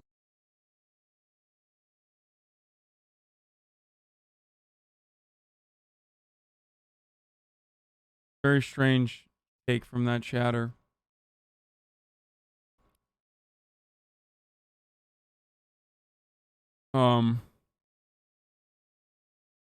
But yeah, I don't know. I just like, I wish chat could do the fucking don't be parasocial for 1 second when streamers are talking about other streamers challenge. Or the top of the hour ad break challenge for once. You know what I mean? Where there's a top of the hour ad break that comes for 60 seconds at the top of every hour. And then chat already knows before I even say anything. Yo. They can avoid said ads by subscribing for $5 or for free with a Twitch Prime. Right? And then, you know, they could use an ad block or a VPN as well, but that's how they avoid the ad breaks. Here's the ad break now.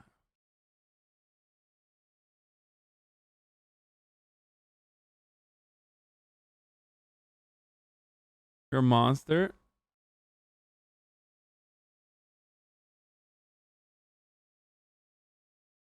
You're on r/relationships.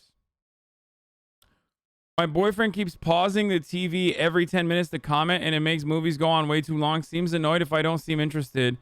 Male, female, both 30. Oh my God. Oh my God, dude. Okay, that's not real. I mean, it's not me, but it is very similar to me. Like, it would be me if I had a girlfriend, though. Lyric lives up to his RP name in RDR2. Lola. I see. What's my name? What's my name again? Billy? Ah. Oh, there he is. You see the train track? Come here. Come here. In the distance now. Zoom in on that little thing you got. I don't see nothing. Down there, to the left now. To the left. What's my name again? What's my name? Billy? Billy what? Oh, he's over there. Zoom in now. Zoom in. It's Billy. Shoot you in the back. Bobby.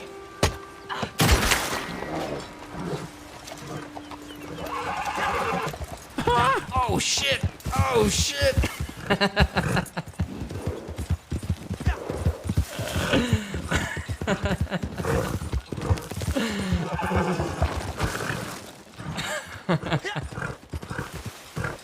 Low love. That's sick.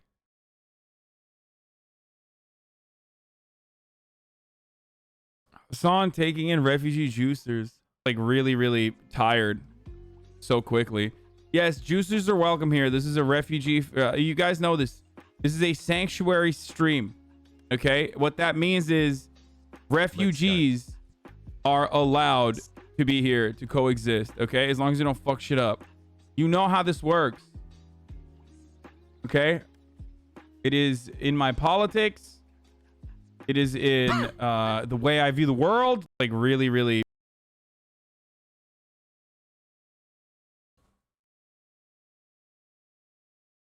Just yesterday, excuse me, taking in the refugee stage. The tables have turned. Every juicer and refugee in Hasan stream got a warm blanket and a Capri Sun. Dictator taking revenge for this clip? Yeah, exactly. Curious how Hasan claims to criticize Democrats for letting homeless people exist on the streets instead of providing housing, yet refuse to give these poor juicers homes of their own. Champagne Social's already feeling a new money wave from juicers. Omega Law.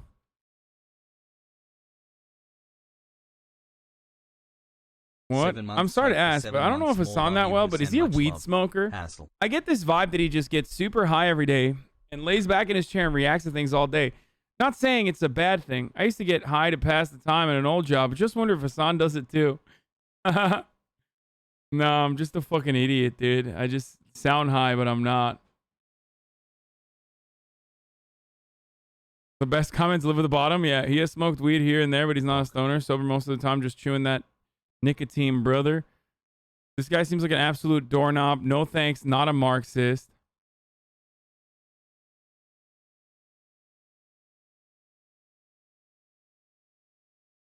Dude, what the fuck? Yo, it can literally be anything, dude. I could have a clip being like, I love puppies, okay? Look at this cute puppy. And underneath it, there will be a dissertation about like how, you know, under communist utopias, like, you know, the puppy would be murdered and Hasan would be forced to eat the puppy. It's like,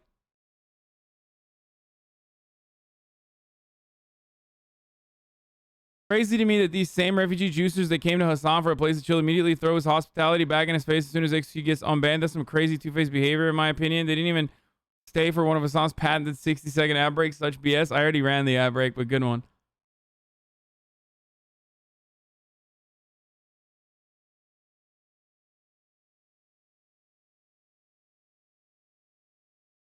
I think he was just referencing a previous thread titled "Excuses on Taking Refugees." I do not care. Who cares? Dude, there is nothing as profoundly cool as someone who says, I don't care. Thank you, under Jeff, a for Reddit being so thread. cool with and Because, accepting like, of trans you people logged who on to have- Reddit, you went on to your favorite subreddit, which is LSF, which is kind of sad in and of itself, and then you typed out, I don't care. Like, that's literally the definition of caring, dude. If you didn't care, you would just type nothing. No, 40% CPU usage on idle? I don't know if that's good. Close your 9 Streamlabs. Wait, why is Streamlab open so many times?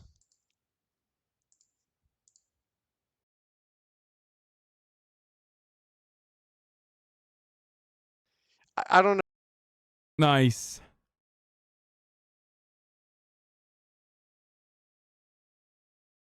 Loving explains why he got XQC banned.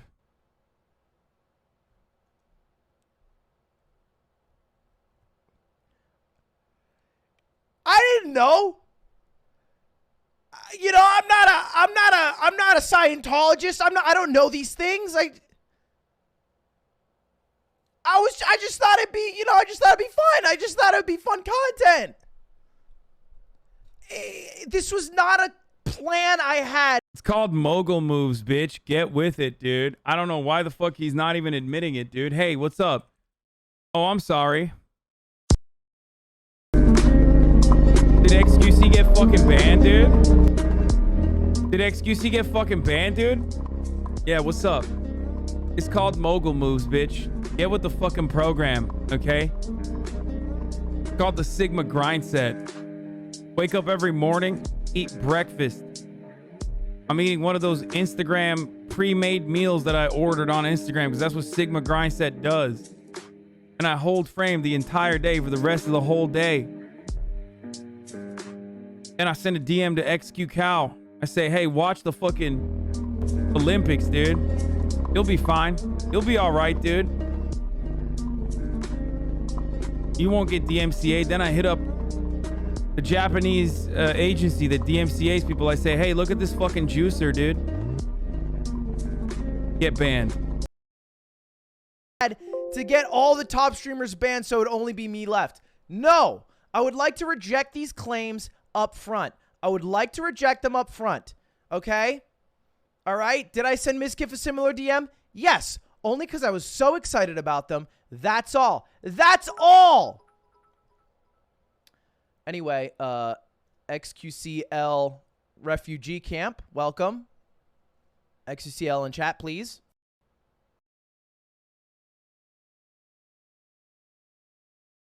Cody and Noah literally reacted to a Sigma grind set guy. Cringe. Today we are going to learn how to. 10 months. Okay, hold on. We'll look at that in a second. I love Sigma grind set. Disguised Toad's Twitter account has been wiped. What the fuck? What?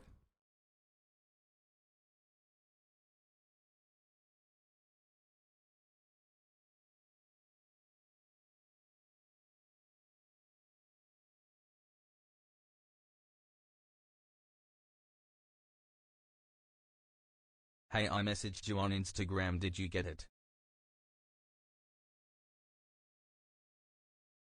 Pokelaw's take about... Dude, what the fuck? Why do people do this? Like, is like, no, I didn't. Okay. Pokelaw's take about drama being pushed. Now the negative is what's being pushed harder. Hasan hates gets mad at a viewer. Top drama. You know what I'm saying?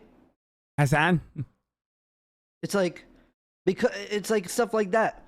Stupid stuff. It's like the negative is being pushed now because people are highlighting the negative as streamers. Us streamers are highlighting the negative, so of course more negative is out there. It's not necessarily LSF fault itself. I think it's a lot of us doing it, right? If we just left LSF, if we just didn't talk about it on stream, like real celebrities don't talk about TMZ all day, right? Like real celebrities don't talk about TMZ all day. Only Kanye. Only Kanye fucking freaks out. And Kanye's the fucking GOAT, so... Right? Think about it. Like, we don't... There's no reason that it's... If LSF wasn't there, there'd be another website that just talks shit about us. It's the... I think LSF can have some fun moments. Sometimes it's just fucking boring, though. Like, today is not very heat. Damn, he's just... I don't know. I honestly don't know where he went. Oh my god, how much for a Budweiser? How much for a Budweiser? I'll give you cash. Are they cold? It's literally my birthday right now. It's okay, man. No way. Too? Yeah, you Wait, can I... Are you sure? I'll pay you. No, it's okay, man. Thank you. Have a good night. I love you. Oh my god. And it's America. America. Fuck yeah. Yo, free beer. Damn, he's just... I don't know. I honestly don't know where he went. Oh my god, how much for a Budweiser? How much for a Budweiser? I'll give you... That's sick. For the chatters who are like, why didn't you go to fucking Vegas with Jake? Or rather, I don't even know if there's any chatters in here right now, but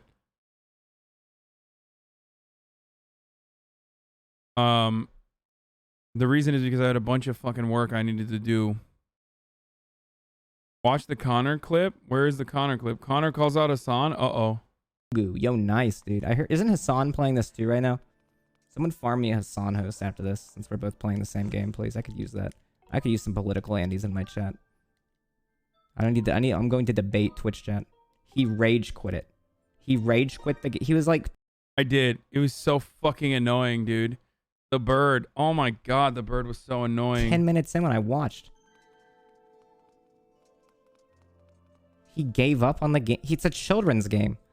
I thought I was the funny bit. They're like, haha, grown man sucks at children's game. He's 30 fucking years old, bro. He's a grown-ass man. He's more than a grown-ass man. He's an early old man. Oh my god, he's a fucking He murdering. couldn't find the bird. The beginning of every traditional Zelda game is the most boring, unfun, tedious shit ever. The bird was just like, the controls are so bad, dude. Okay, that's fair. The bird is tough to find. Goo, yo. I like that he said that's fair. The bird is tough to find. Hot Chubby gets spanked. Oh, they went to Heart Attack Grill. There we go. Ready? Here's one. Okay.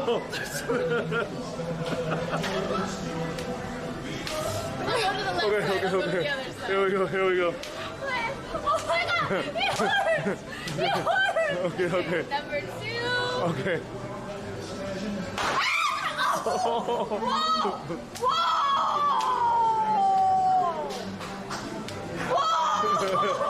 Okay. Okay. I've been here. I got my ass cheeks clapped. No, that's real. All right. Last one. Ready? Here we go. Jesus Christ. It's fine. It's fine. I brought Janice with me too. I'm real hurts. Oh shit. It's not scared.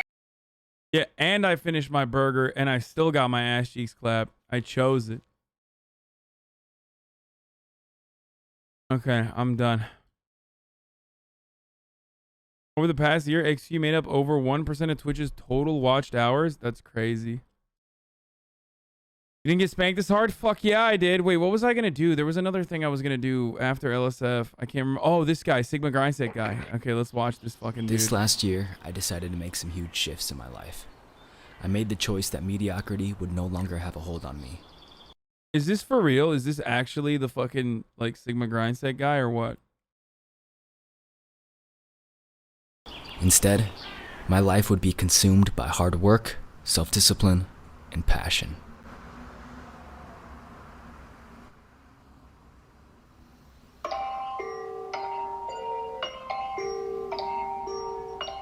All right, welcome back love to that That's sound. Cringe. Today, we are going to learn how to be a real man. The video we're checking out today is a video called My Epic Morning Routine, 2018 plus men's healthy lifestyle tips by a guy named Drexler. First of all, very powerful name. Yeah. Drexler? Sounds like a super villain. Yeah, it sounds like a supervillain from Yeah. like a Marvel comic. Yeah. God damn you, Drexler.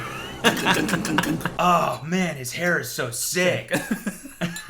That epic body of his. Okay, dude, Cody's the last person to fucking say someone's hair is sick, okay? Dude, why do you guys want me to fucking react to like someone else reacting? It's so weird. Like, let me just look at the goddamn original video, dude. It's so weird. You guys are like, dude, react to the reaction. And then half the chat's like, reactception. I know that's Cringe is funny as fuck. I love them. I think they're fucking hilarious. But also, I kind of want to look at the video myself. Like, I want to fucking make jokes on my own. You guys are like, kind of fucked up, dude.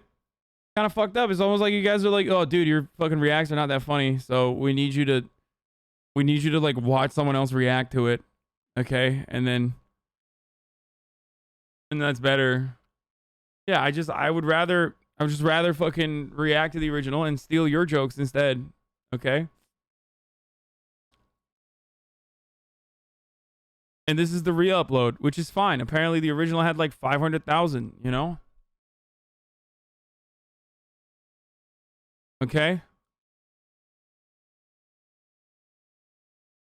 Have you known Noel or Cody longer? Just curious, because I know Cody was on famous on Vine a decade ago. Yes, I know. I've known Cody for a lot longer than I've known Noel. Your reacts are not good. We want to see him. Then go watch him, dude. It's a fucking YouTube video. Like, I don't understand. I remember your first arc on Twitch. You literally have the improved a opportunity lot. to Thanks, bud. click off this fucking stream and go watch that shit on your own.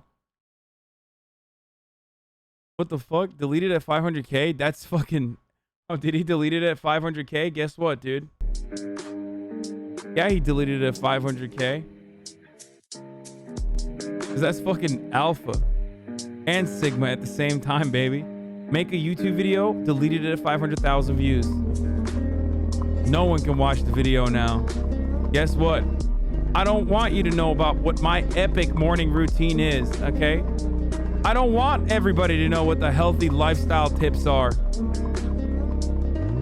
This is why I wanted to watch it on my own, so I could keep making that same exact soundbite over and over again, and then run that joke, that shtick, okay, that meme into the fucking ground. Okay, let's watch. Every day I wake up in bed next to my beautiful wife is a blessing. Knowing that... Wait, how old is he? I mean, she's hot, but like also, how old is he that he has a beautiful wife? Oh God, I love people like this. Today is a brand new day and it's full of opportunity and wonder. It always stirs up my passion for impacting the world in some kind of new way.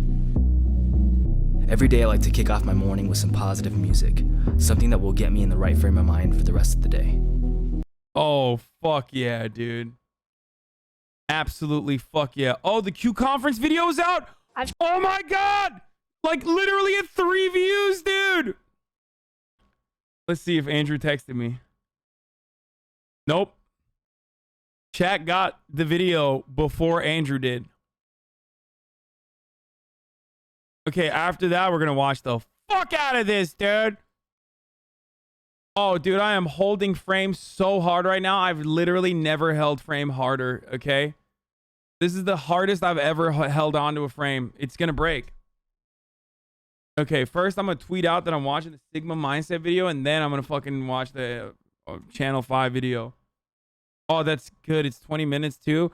And I know this is gonna have Brace Belden on. And I know this is gonna have, this is featuring Truanon and Brace. If I'm not mistaken.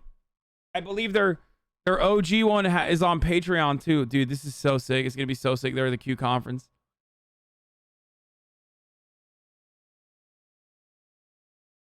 Bro, Danny Brand wants you in her DMs. Who the fuck is Danny Brand? Look at the like count. What the fuck? 3 views, 255 likes. Porges.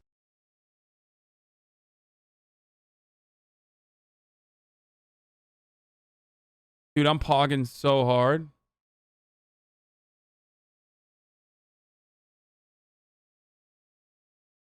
Wait, who's Danny Brand?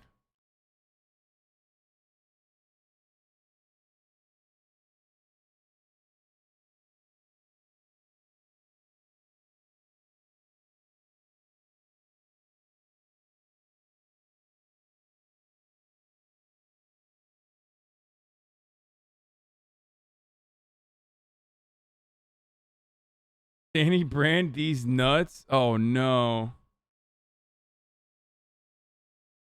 There's nothing even there, dude. What the fuck does that even mean, dude? Okay, hold on. Tackling Sigma Mindset. Then watching the new Channel 5 vid.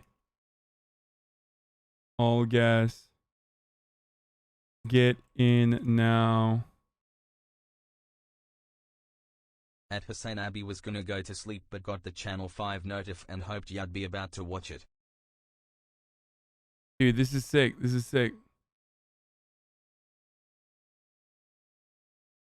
Hello Holding Mr. Poo Poo Piker, please thank frame. my sub smile.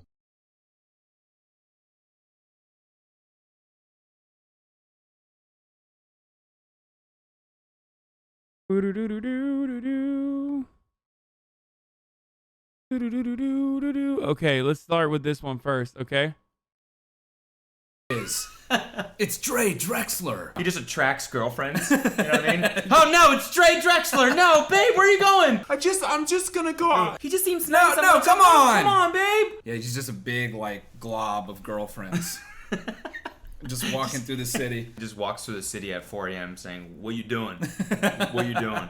You're laying next to your girl at night, and her bra just starts vibrating. I hear the deep. You're like, why am I watching this?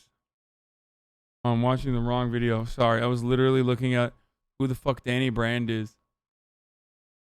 I literally was, bro. I was looking at who Danny Brand is on Instagram to see, because one of you chatters fucking linked it to me. I was like, who is this person? Oh God, I'm so.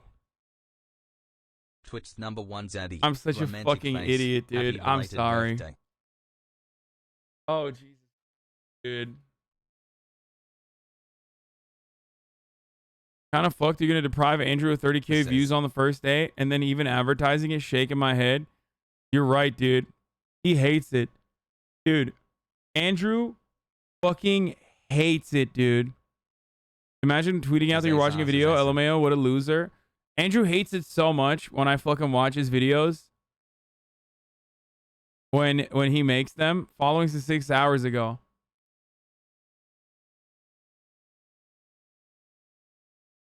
He hates it, dude. Personally, he's like, dude, please stop.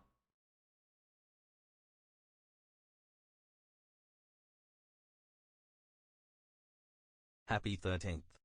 Just because he gives you permission and says it's fine, and also texts me personally when he uploads a new video, doesn't mean it's okay. Just because he's your friend,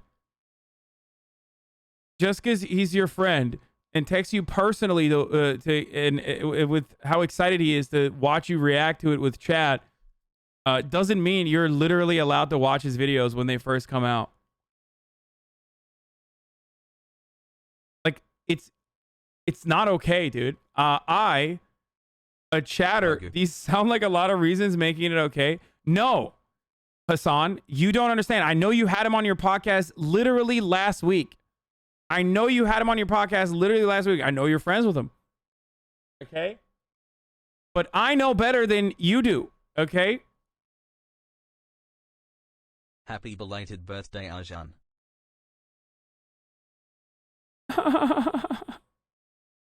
Okay, let's watch this.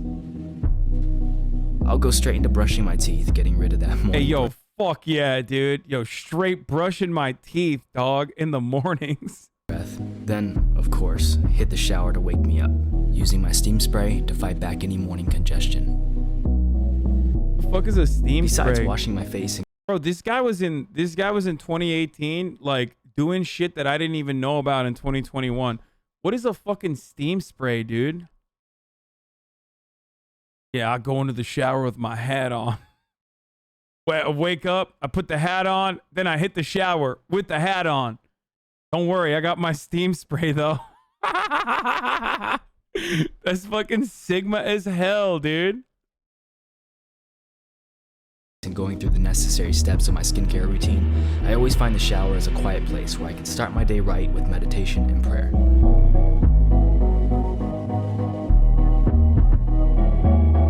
I never go a day without moisturizing my face, so I always make sure to use healthy products that are going to benefit my skin and help me out in the long run. Now, as most of you know, I'm part owner of the premium hair care brand called Shavu, and today I'm actually testing out our newest hair product that we're currently working on, which will be launched a little later this year to go along with our other well-known products such as Ocean Clay, which, of course, I use to style my hair with just about every day. Baby back a couple racks, eh? Dude, this hair is insane, dude. This is basically American Psycho. But also, his hair is fucking dope. Like, this has to be a Patrick Bateman parody. I mean, it is, but it's also kind of... He's got sick hair. Like, I have to admit that. One, you'll much love Arjan and chat has buff hassle. To save myself time, I usually like to figure out what I'm going to wear the night before, especially on big days like today. Oh my God. Okay, I'm sorry, but that's like... That's crazy. Okay? People who plan out their outfits... Dude, you're spending way too much time. Okay, you're just got back from what are you watching doing? Movie. What are we talking about today, chat hassle? Not really on big days. You don't. Let's see what his big day is. Because in a couple hours from now, I'll be launching a little something I've been working on called Individuals, which is a community brand that anyone can be a part of. Individuals is all about... Wait, so, bro, he fucking... he spent the whole day figuring out what outfit to wear, except the outfit was literally what he's going to be selling, like his merch. Every part of this is just an ad. This is crazy. This entire video. What happened to this guy? I need to know what happened. He did one too many epic morning routines, and that's why he had to delete it, I guess. About embracing the things that make you unique.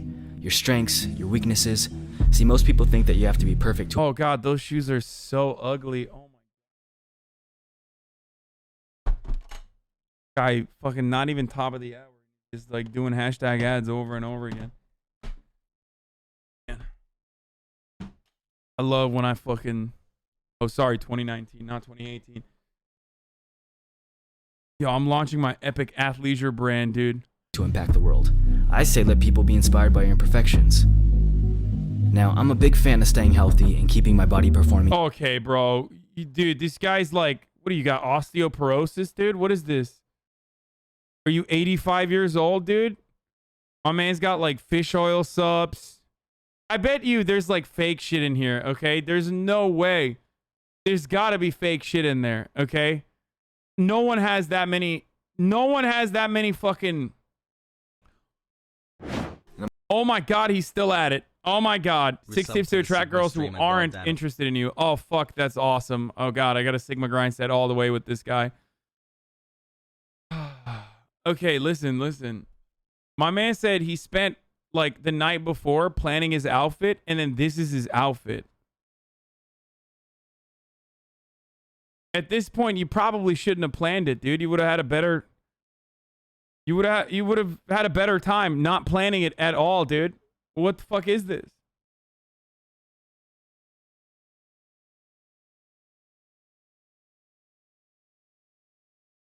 I say let people be inspired by your imperfections. Now, I'm a big fan of staying healthy and keeping my body performing at the top of its game. So every morning, I'll have my daily dose of vitamins, and I'll make a couple of these health drinks. Oh, is this where that famous like cum powder joke comes from? The ew. Paying just to avoid ads and purple screens. Is that what that is? That the video where the cum powder is?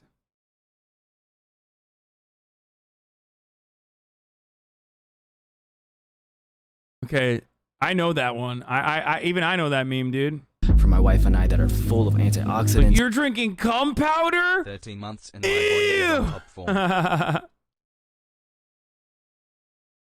Fiber and other healthy ingredients. We'll have this along with an awesome breakfast that my wife always makes for us. Dude, they're having so much fun having breakfast, dude. His wife is hot, for sure. I wonder if he still has a wife. If he's making videos about like attracting women that aren't into you, like...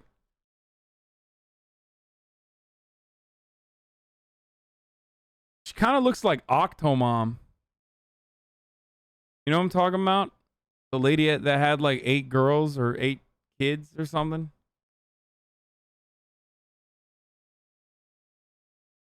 He's got the cop wedding ring. Yup. Auxiliary officer. I like to always start off my day by reading positive development books. I believe... What? Bro, I love starting off my day by reading positive development books. What is the positive development book? The Holy Bible, dude. Yo, I love reading positive development books. Pulls out the Bible. What? That's awesome. Okay, this video is tight. This is all. Why did he delete this, dude? Why are you depriving the world of this, Dre Drexler? When the world needed you the most, you vanished. Jesus was the original Sigma? That's true.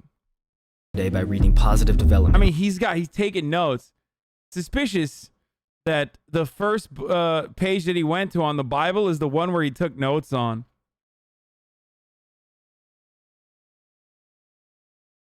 Development books. I believe that having a high-quality personality is even more important than having a high-quality style. See, in school, we were never taught how to have vision or be an entrepreneur, how to brand our own name. Her name is Bray? What? So the dude's name is Dre and her wife's name is Bray? Bray Drexler and Dre Drexler? Are you fucking kidding me, dude? Yo, there's nothing more Sigma than fucking having you and your wife have the same naming convention, okay? That's so sus.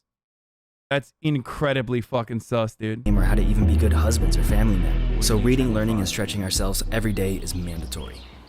Now, about 2 or 3 days a week, I like to go outside and just meditate. I follow Wim Hof's breathing method, and I absolutely love the way it makes me feel. Of course he follows Wim Hof's breathing method, dude.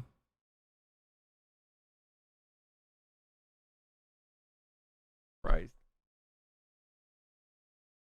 Oh my god.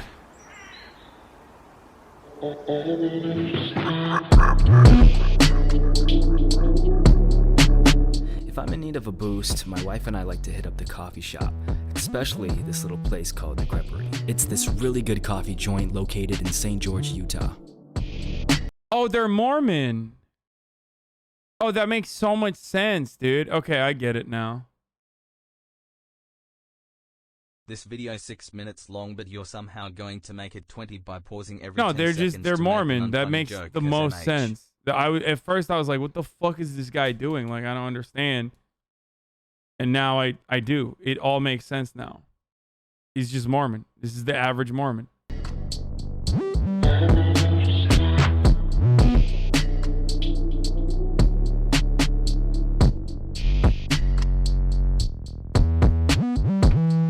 Never mind, they're drinking coffee. Wait, Mormons patched it, right? I always forget. Mormons patched the coffee thing, right? You can have caffeine now, right? Like it was in the patch notes. Now this is also a great spot where I like to do all of my work. Before launching individuals, I still need to upload and publish this YouTube video that I've been working really hard on for the last few days. You know, every time I post a video, I get so excited to be able to chat with you guys in the comment section. All the love and support that I get from you all is truly amazing, and I feel so grateful that I get to be able to create content for a living. Now that my video's up, I'm going to be taking the next hour just to finish up some final touches on some artworks just in time for the launch of individuals. You know, it's crazy. I've always wanted to create something that all you guys could be a part of, and individuals is just that. So if you want to join for free, then click the link below and get a free gift from myself.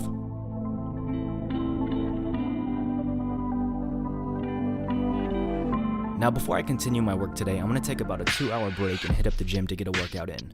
You know, working out is a huge priority in my life. It also gives me a chance to break away from my crazy world and put my focus elsewhere, and just let my mind go, kind of like meditation in a way.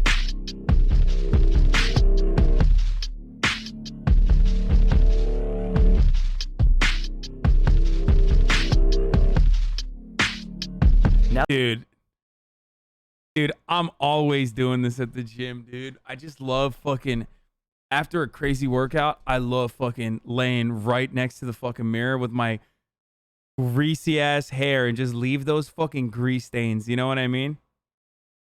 I just love that shit, dude. I fucking love doing that. Hasan is secretly enjoying this? Secretly? Motherfucker, I'm openly enjoying this. Are you kidding me? Now that my work is finished, it's about midday and I'm going to be heading home to get in a quick meal, shower off, and then I'll be heading to my home studio for a few hours before working on some more videos for YouTube. It's kind of funny, my brother and I grew up making music, and this is how I was actually introduced to the whole YouTube industry. Way before I produced videos, David and I used to make music and travel doing shows. Then one day we got in contact with a little YouTube channel called Slick Hair TV that wanted to use our music for their videos. So now things have come full circle and we're getting ready to release our first album in over 6 years. It's been nothing but hard work and major dedication getting back into the groove again and creating. Okay, so this is rich parents, right? There's no shot that this guy's like making money off of this, right? Who the fuck? I mean, I just don't understand who would like, who is this guy's fan base? Like, what are they doing? Why are they, what are they buying from him?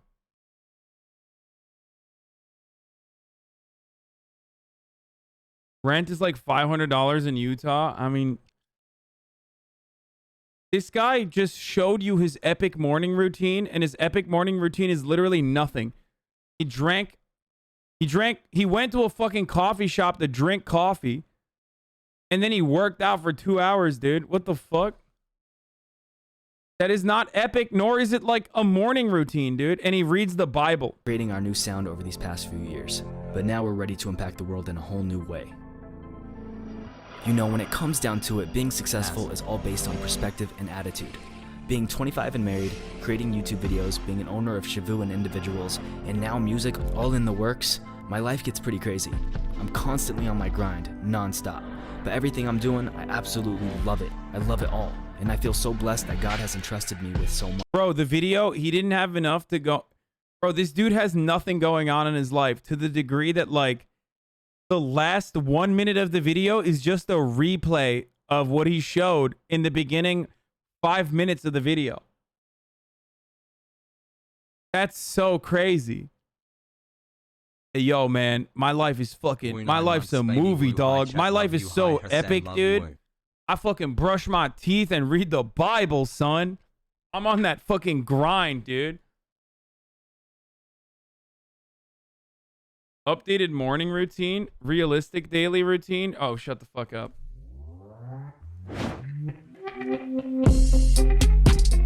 How many more ads does he have? Oh my god, he has ads on this too. The Sweat Life, Magic Links, hashtag ads. I mean, he is good looking.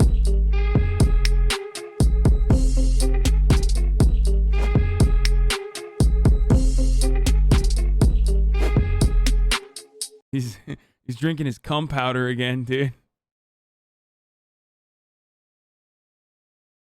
Ludwig but hot? Wait, what the fuck? That implies that Ludwig isn't hot, but he is. He's a good looking guy. Oh. That'll do it. That'll put hair on your chest. Now, I try to get one of these green drinks in about once a day.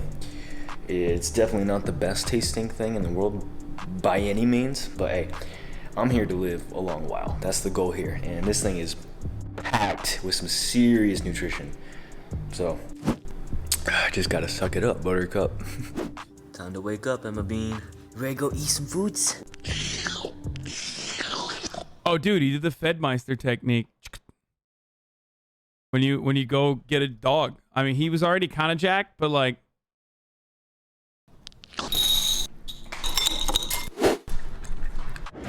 Now, I do have the barbershop on schedule today, but before I head out, I'm going... Bro, this dude's entire life revolves around his hair. It's crazy.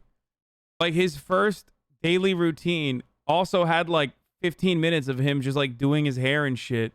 And now he's going to the fucking barbershop. To get in a quick workout. I'm not going to go to the gym because I don't have much time.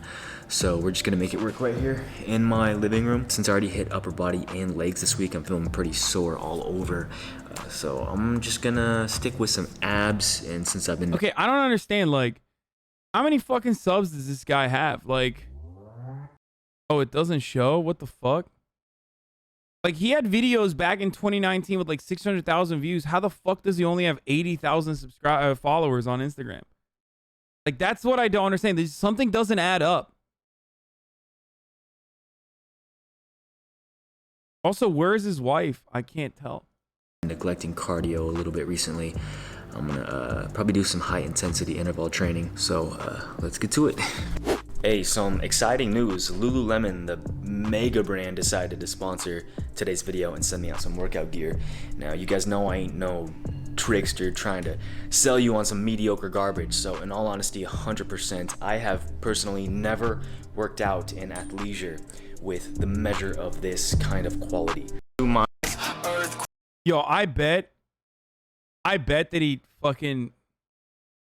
Okay, I'm gonna be honest with you. I bet that Lululemon didn't sponsor this video. I bet that, like... I think he's lying. Now, he upgraded the ring, dude. It's not black anymore. He doesn't have the auxiliary officer ring. Now he has the black ring. Or green ring. Lululemon is on a whole new level right now. And as you can see, these pieces are really... Bro, Lululemon's on a whole new level right now, dude. Like, right now. Before they weren't. But right now, they're on a whole new... Like, listen, let me just say something. I fuck with Lululemon. Okay? I do. I'll admit it. I never thought I would buy like a $65 fucking pair of shorts. I mean, you want to know how much I fuck with Lululemon? Hold on. It might be in the washer right now. But the video that I fucking the shorts that I wear, the shorts that I wear from Lululemon have like a hole in them, and it's hard as fuck to get a hole in those things, dude. They're very nice though. Lululemon employs slave labor. Good luck. Is there a fucking brand that doesn't?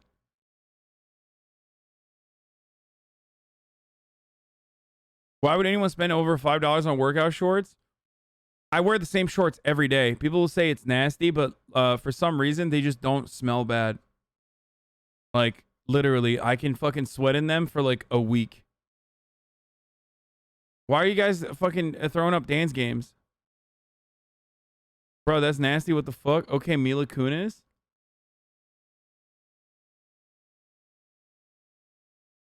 I'm serious.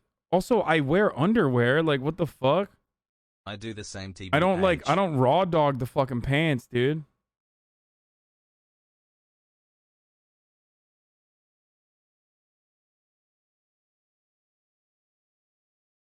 Wait, do you guys not fucking wear the same gym shorts? Like, I don't get it.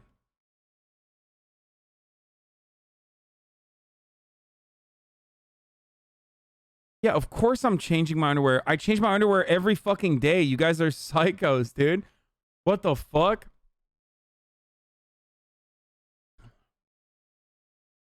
It's mainly because you shave your underbody. That's true. I do that as well. Read this. Is the silver threading? It's normal.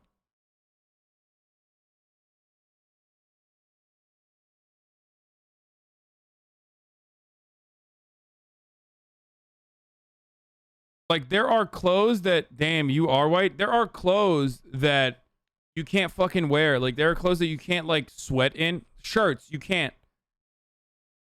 You can't wear the same shirt 2 days in a row. It'll fucking smell terrible. But shorts, I wear it for, like, an hour a day. And as long as you, like, change through three gym shorts, like, you cycle through 3 gym shorts every, like, 2 days, 3 days, 4 days, you're fucking fine. I don't know why you guys are, like, losing your minds over it.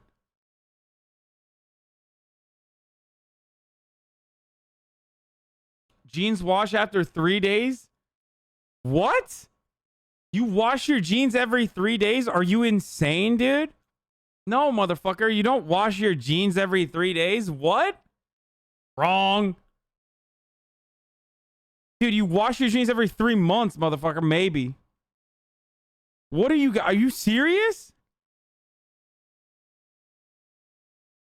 Okay, that's too long. But, like, yeah, you're not supposed to wash denim, dude. What?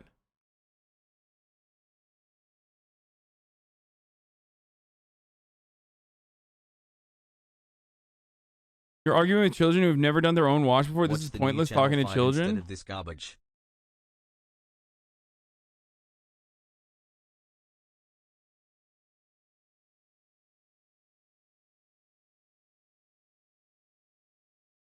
Chat, you're not supposed to wash your jeans that much, especially not every 3 days. That's crazy.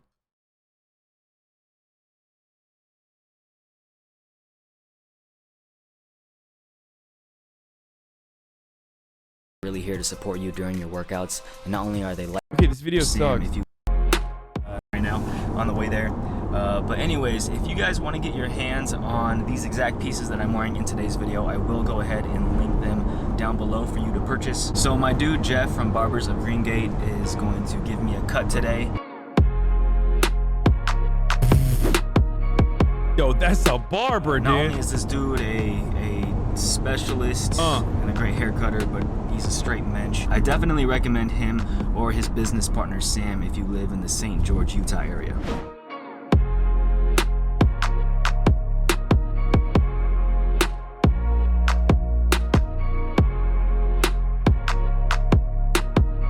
That's a straight mensch right there, dude. That's my barber in Utah, bro.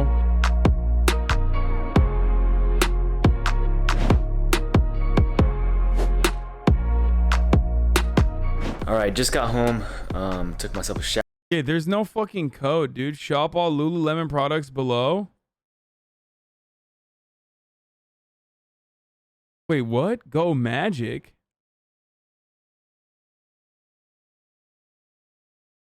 Thanks to Lululemon, FTC disclaimer, some links are affiliate links, which I get a small commission, which does not affect the customer at all. Magic links? It's 100% real, you were wrong? Yeah, no, he wasn't sponsored by Lululemon. He was, it was a third party that's like selling the Lululemon products. I think. Why are we watching Yeezy if he didn't get into music? He's sub-botting?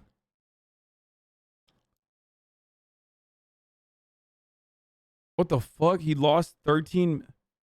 His daily averages are 415,000. His weekly averages are minus 3 million. What? What the fuck? How does that work? Oh, because he's deleting videos? Love from Australia, bruv. I wonder why he's doing that. Anyway, let's keep going. Shower, got myself changed. Got on another fit by Lululemon. I live in prayer time, but since I got my haircut today. Okay, this one's hella boring, dude. Wait. Have God's word on deck. Now as men. Oh, he's still fucking reading the Bible. Okay, fuck this. Let's do it. Let's fucking go, dude. Let's go. I've been postponing the inevitable. Okay, let's do it. New channel 5, folks. New channel 5. Let's go.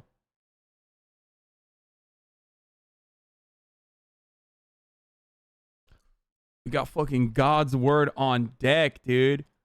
Church. We got motherfucking God's word on deck, dude. Church, dude. Let's go.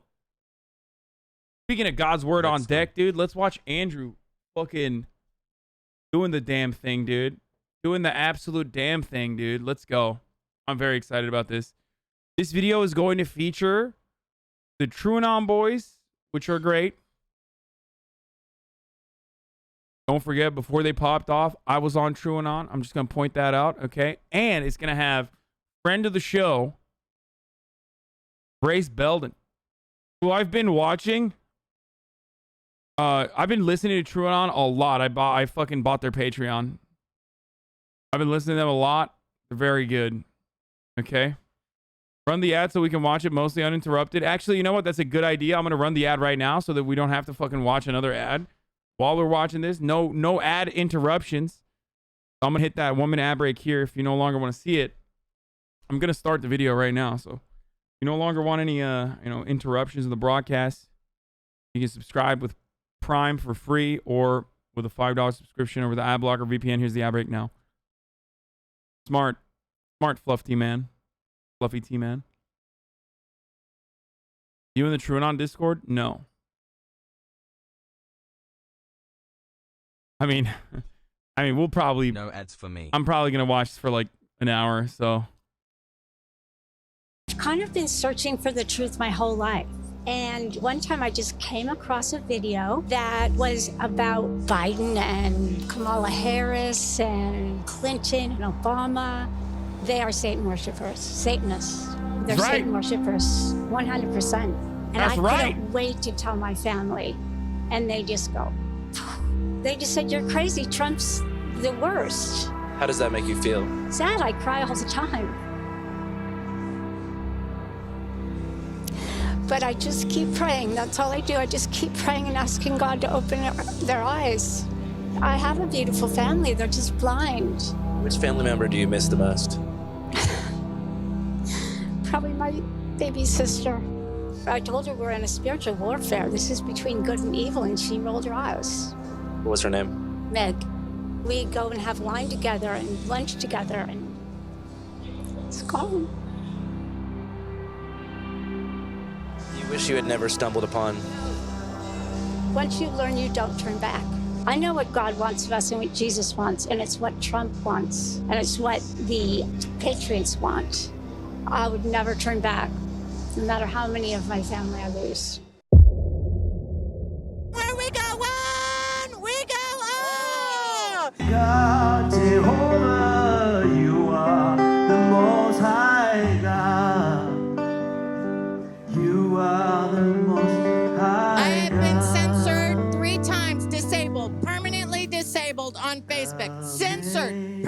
be suspended. They don't like my Q flag. They don't like my Q mobile, and they sure the hell don't like me in my Q Patriot costume. Where we go one, we go all. I don't even say the M word anymore, right? What? The M word. It's a dirty word. It's now I have my own words instead. Oh my God, he said it. Oh my God, but he said it. What? Why did he say it? Dude, I can't believe he said it. Bro, the moment that you make a fucking QAnon mobile, it's over. Like, you will never be able to... You will never, ever be able to fucking go back, dude. It's done. Like, how do you save the fucking QAnon? How do you save the QAnon crowd when they have, like, a Q-mobile? You've dedicated your whole life to this cause, dude. Oh my God, look at his ear hairs. It's crazy. Of the words that I know the algorithms are gonna shut me down. Can you tell us what words you use for which? We're not going to shut you down. Mask, the face diaper, vaccine, the jokey pokey, and election fraud. The obvious fraud. See, people don't understand everything that we've learned from day one. What the fuck's a jokey pokey? Oh, the Fauci ouchie? Is that what it is? Is that like the QAnon version of fucking what liberals call the Fauci ouchie? One has been a lie. We never were on the moon. No, I don't think the Hitler situation is as bad as they said it was either. There it is, dude. There it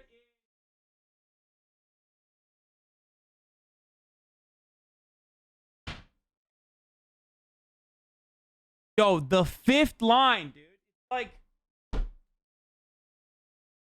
It's like every fucking conspiracist is like, let him fucking talk for 2 uninterrupted minutes. By the third statement, they're gonna fucking say some some Nazi shit, dude.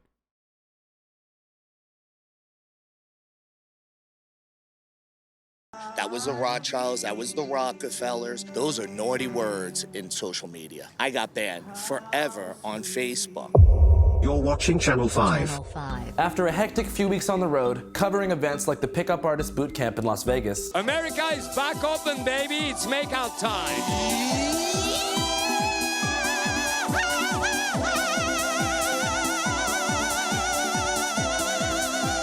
And creating my first solo documentary about 2 twins in Marin City, California. We've been everywhere and on every bitch. Hey, bitch, I'm in my mode. Money turn me on. I decided to dive back into the world of right-wing politics. That's when I discovered the God and Country Patriot Roundup, a 3-day event in Dallas which cost $3,000, not including a stay at the Omni Hotel in Dallas, which cost an additional $1,000.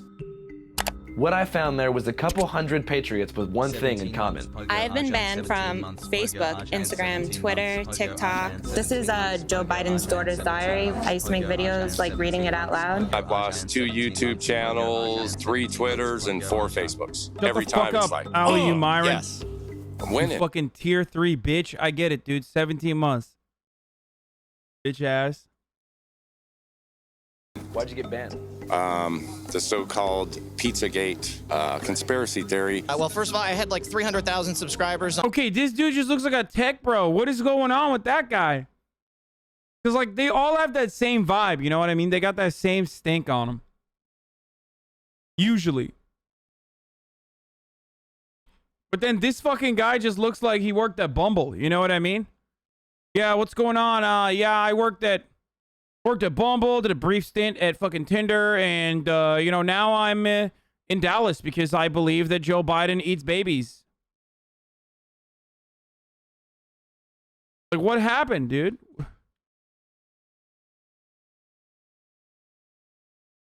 Red Pill 78 has a Twitch channel? On YouTube. The last couple of videos I did were all about the Hunter Biden laptop issue. Within 48 hours of putting those out, they just deleted my channel right away. And then within 2 weeks of that, I was deleted off of Twitter as well. Yes, we were recently. Yeah, Red Pill 1 through 77 were taken. So, you know, you have to make do with what you have to do. Okay, actually, 78 was a really important year for me. It was very formative.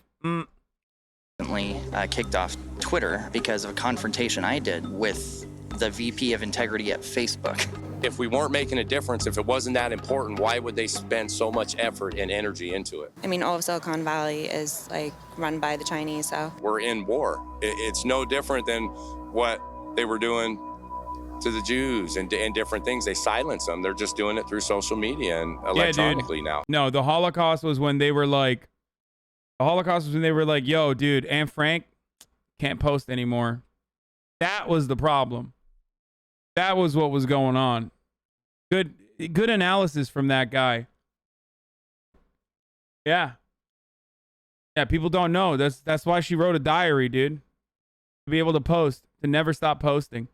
It's a war of the minds. It's psychological, right? It's emotional. It's mental. It's actually worse than having bullets and missiles. The only real difference between woke supremacists and the Nazi supremacists, the white supremacists, the Old South, is the technology available to them. They don't need to put the Jews, the other, into ghettos because they can now electronically ghettoize us. They, in fact, this Jew is electronically ghettoized. They have removed my voice from the community. I am endlessly being imprisoned in Zuckerberg's gulags. And again, it serves exactly the same purpose as Stalin's gulags. Hey, woke people, wake up. It's pretty ridiculous to be outraged by a misgendered toy. Difference between 5'11" and 6 foot, dude. It's crazy.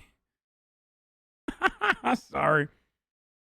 Mr. Potato Head tries to be more gender neutral. I'm gonna run that back real quick. I had to sneak that joke in there. Okay. Hey, woke people, wake up. It's pretty ridiculous to be outraged by a misgendered toy plastic potato. It's pretty ridiculous to be outraged by the shape of a syrup jar shaped in the design of a beloved black ant. You talking about Mr. Potato Head and Aunt Jemima? Mr. Potato Head and Aunt Jemima.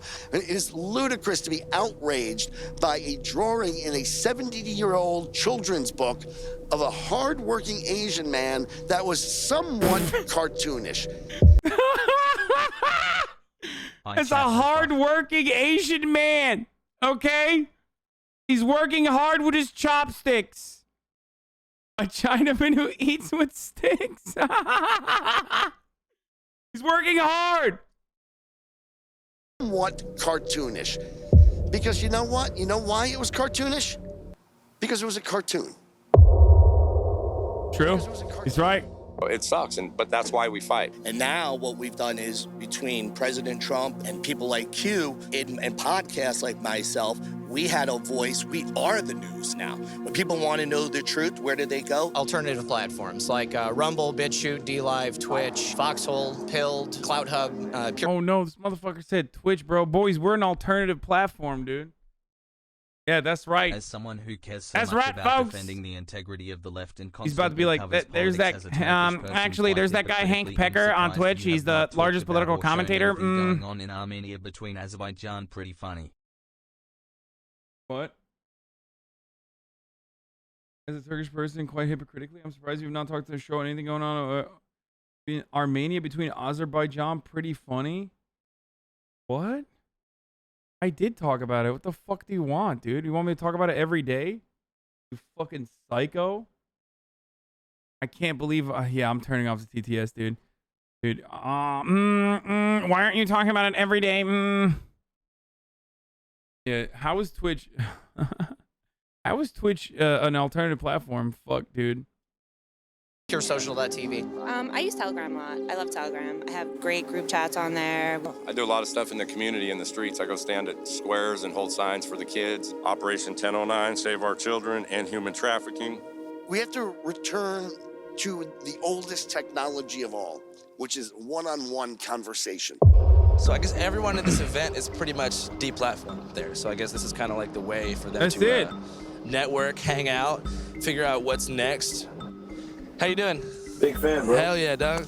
What's on your mind? I just met a group. They're called like Down for the Revote or something, and they're like doing a Justice for Prince thing. They think like a few days before Prince was gonna die, he was gonna out Hillary Clinton on like eating and raping children. Let's go find them. Bro, that dude has the thickest voice, dude. What the fuck? That's like Andrew and Little Andrew. I am surprised at how...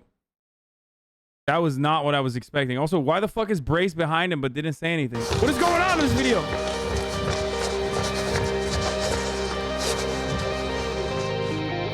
Hey, how you doing? No one in the whole universe will ever compare. Prince was murdered, and we absolutely have already proven it by mathematical standards. Prince had been exposing things about deep state, Illuminati, cabal. I call it the Worldwide Communist Network. And I think we all know that when you do things like that and you use your celebrityism and your platform. Bro, this is like, I'm sorry, dude. This is significantly more entertaining than anything like liberal comedy writers who talk about fucking having anxiety on Twitter could ever come up with. I'm sorry. I know a lot of those people follow me on Twitter, but like, dude, get with the program. You will literally, if you're in here right now, you will literally never be as funny or as creative as this person. Stop trying. Okay? It's just like, this person has concocted some of the most psychotic things, dude. It's so creative. They got like child brain. Like, why Prince? I have so many questions. Like, there's an international communist cabal, and yet for some reason everyone is fucking, I don't know, everyone is like capitalist, but then also like Prince is a part of exposing this. That's why they killed him. To speak these truths that are not allowed, right, by the one-eyed crew. And they did it with Matt. I tried so hard and got so far, but in the end, it doesn't even matter. Chester Bennington's the lead singer of Linkin Park. He and Chris Cornell were going to expose Hillary Clinton's pedophilia. Jeffrey Epstein was essential in facilitating quite a lot of this. He is responsible for the murder of multiple people, including Nipsey Hussle. What? Yes. Nipsey Hussle is one of my spirit guides, and I've just worked with his energy and guidance since his death. Where do you get your news from? From divine source, from God. We are a prophetic justice ministry. I do not watch TV. I don't watch truthers. I don't watch the internet. I do not really even read books. I've channeled all of my life. I've always heard his voice, and my accuracy is constantly at 99 to 100%. We're not part of the Q movement. We align with some of the things that Q has said. We really came out to just network with this community. So love and honor. Bro, I can't read. Okay, guess what? That's real Sigma shit. I gotta run that back, dude. She literally is like, you know, I don't watch television, dude. Like, I don't. This watch is like truthers. I don't watch the internet. I do not really even read books. I've channeled all of my life. I've always heard his voice, and my accuracy is like, don't read. At 90. I've never read. That's real fucking Sigma shit, dude. I don't read. I don't watch anything. I don't consume anything. I just have everything beamed to the top of my dome. Okay. 9 to 100%. We're not part of the Q movement. We align with some of the things that Q has said. We really came out to just network with this community. So love and honor and infinite love and gratitude to Prince and Nipsey Hussle. Upon further research, I learned that this was not just any Patriot conference. The event is hosted by John Sabal, aka QAnon John, and his wife Amy. These Patriots are avid believers in libertarian guys with Asian wives, dude. QAnon, a conspiracy theory that a deep state insider is spreading messages on the image board 8chan to expose people like Hillary Clinton and Bill Gates, saying they belong to an elite cabal of Satan worshiping. I don't know what. Brace, you want to come in here? QAnon is the theory that an individual or a group of individuals are exposing the deep state, including Hillary Clinton and her baby-eating ways, through the image board 8chan, which also has a lot of child porn. They think either Donald Trump is Q or he's behind it. He is like a Christ-like figure who's come to the office of the presidency in order to arrest and execute every single person who they don't like. But right, for those of you who don't know, this is Brace. I've had him on the show before alongside Matt Chrisman. And of course, Liz as well. Liz and Brace are the hosts of TrueAnon podcast, which originally focused a lot on the Epstein stuff. But now they've done an incredible series on Elon Musk too. This is a hashtag ad for them. I think they're great. They're really, really good. I am a big fan. Brace is CIA, absolutely, 100%. So there's that. He's a CIA op. They're very good. Plug your own podcast also? Yes, I also have a podcast. It's called Fear and Malding, which Andrew was on. Andrew was on Liz is CIA also, by the way. Fuck, I was being sexist by forgetting that Liz is also CIA.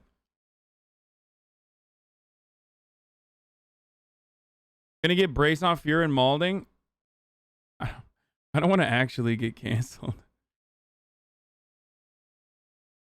Now is a weird time to be a Q supporter. For years, Q has talked about the storm, a day of reckoning in which Trump, along with the military, would arrest all the members of the deep state and save the world. But the storm never came. It's weird to be a QAnon person now because for 5 years, QAnon people have believed that Nancy Pelosi, etc., would be arrested and executed in Guantanamo Bay prison in Cuba.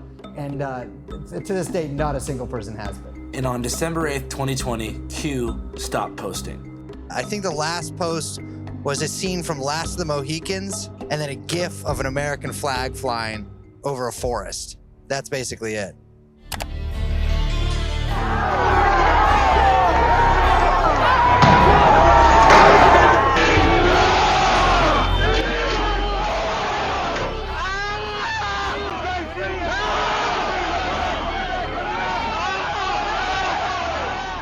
I think January 6th was supposed to be the storm, and then that didn't work. And then January 20th was supposed to be the storm. But at that time, everyone was really tired. But they keep saying, I've been in there all morning, that the storm is still coming. Q is truth forever. You fucking wait, dude. It will come. I love that QAnon just kind of kept the thing going, you know? Like, a big part of why people love Donald Trump is because it's like, you know, Grateful Dead, but for racists, right? And the same energy goes for Q. They just like take it one step further. And then it becomes its own ecosystem where there's just like hat sellers, you know what I mean? It just basically becomes it takes a life on its own that people revitalize by selling merchandise to one another. It's just a network of small business owners that just sell ugly t-shirts at this point and believe that Nancy Pelosi is a demon, which I don't disagree with on the QAnon side. You know what I mean? I too think that I think Nancy Pelosi is a demon as well. So at least we have that going. But you know, like not like a real demon.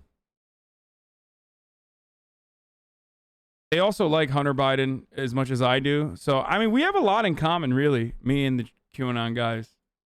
Whether there's posts or not, as long as Anons never cease to find and spread the truth. I could go on for weeks about Q and what I've learned.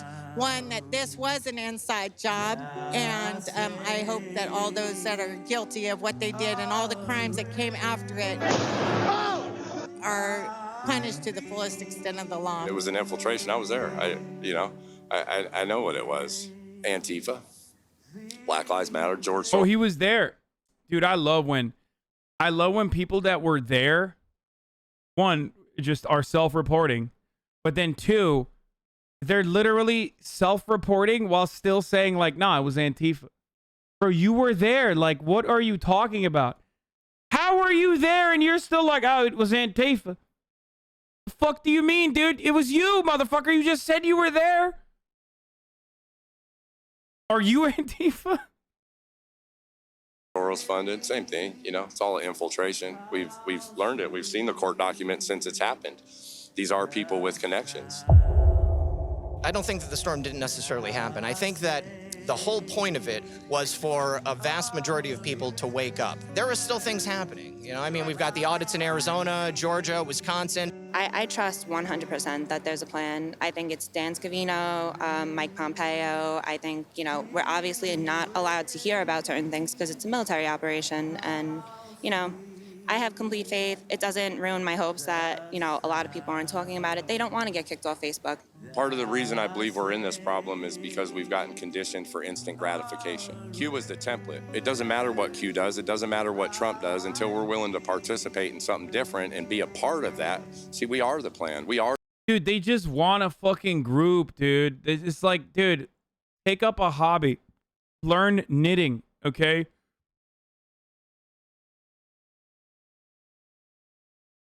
We have such empty fucking lives, dude. We have such empty lives where we just like slave away endlessly. And people just get more and more disconnected from one another, that these people are so desperate, dude. They're so desperate for like a sense of belonging.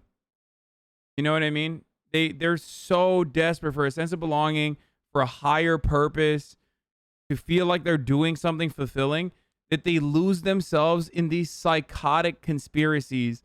And then that's it. That's like, they're willing to let go of all of their friends and family for continuing this like little group that they were a part of. And no matter what gets thrown their way, they're like doubling down, tripling down, quadrupling down. You know what I'm saying? Like, it just doesn't matter. They're like, fuck it, I don't care. These are the real Q was the friends we made along the way. It's so sad. Holy shit, dude. Oh my God. I mean, I'd much rather have a fucking community like this here than whatever kind of psychotic nonsense these guys believe in, you know? It's so insane. Or the storm. I think they did their job. You know, they started the Great Awakening. Were you disappointed when Q stopped posting back in December? No, because they did their job. Am I disappointed in Trump? No, Trump did his job. Now we have to, as people, take back our country and not wait for a hero. One of the tactics of this new psychological war... My fiance just lost his best friend to Q, and he was going to be his best man in our wedding. Oh, no, dude. That's fucking... That sucks. Q isn't real, but Pizzagate, Hollywood being filled by Satanism, and the CIA controls the media is actually true, in my opinion. No. No. Are there pedophiles in Hollywood? Fucking absolutely. Okay. Are there degenerates in Hollywood? Absolutely. But like, Pizzagate is not fucking real, dude. Are there pedophiles in DC? Yes. Certainly. Are they running out of the basement of a fucking pizza shop? No, you psycho. No. Okay, hold on. I'm watching this video, but we'll work out afterwards.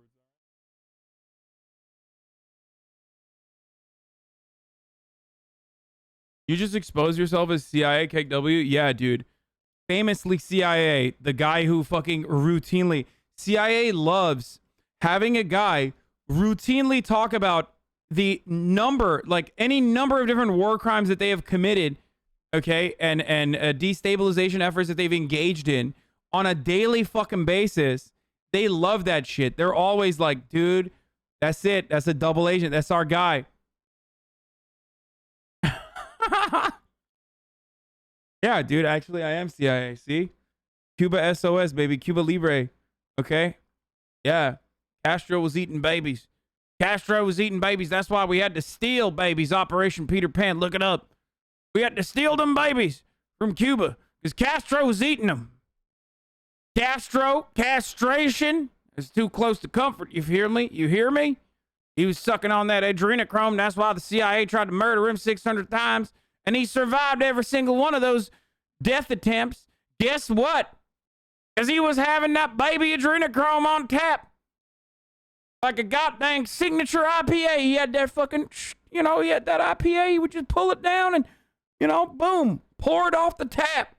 No head. All baby juice. That's right. Seem to be avoiding Q.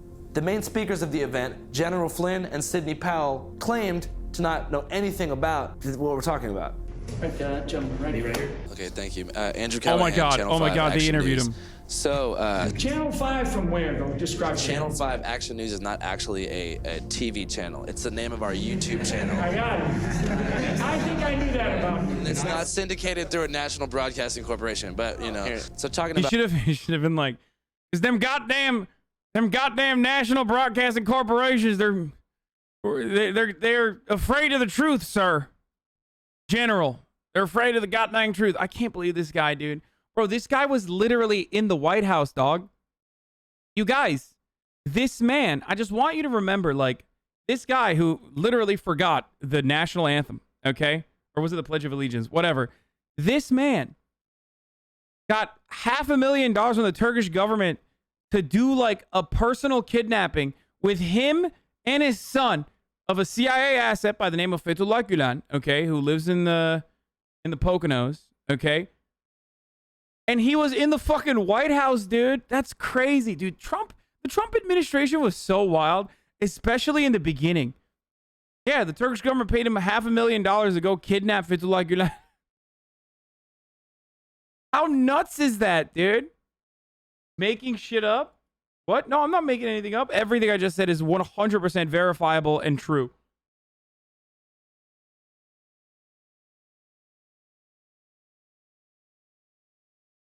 Yeah, he was under Obama too, which is crazy, but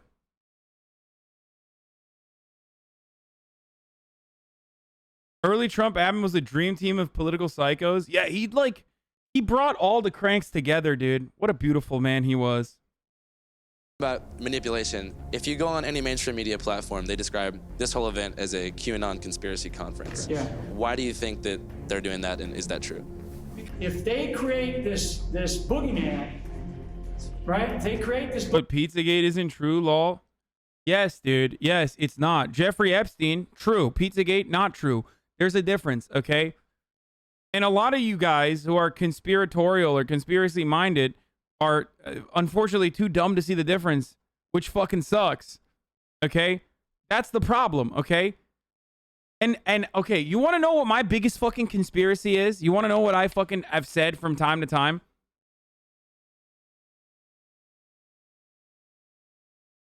I think that a lot of the QAnon people and also like Alex Jones and shit, they're psyops. Okay? I think, and I'm half joking about this conspiracy, but I'm half serious. I think that these guys literally are there to sometimes say true things, like the government is spying on you, okay? Because Alex Jones was right on that. And then like 90% of the things that they say are fucking insane. So you think that like the 10% of the time when they're right, you're like, ah, pff, that's just Alex Jones. Like, I swear to God, dude. If you just kept it at the government is spying on you and then didn't go into intergalactic pedophile space vampires, you would be right. The government is spying on you, okay? That's true. Literally not a conspiracy. It's actually true. I don't know if it's like the broken clock is, true twice a day mentality here, or I don't know what it is, but like, it's just so weird because like QAnon, unironically, like focuses on the dumbest shit. Everyone that is not Donald Trump is a pedophile. Okay, dude. Sure. Except like, Matt Gaetz, who is being investigated by the FBI. Could be a pedophile. We don't know. But yeah, fuck that. Let's not focus on that, dude. Pizzagate is not true, but Pizzagates is. Boogeyman, that's a nice little thing to just keep beating us about. They try to take an organization like this and create that level of noise that I talked about.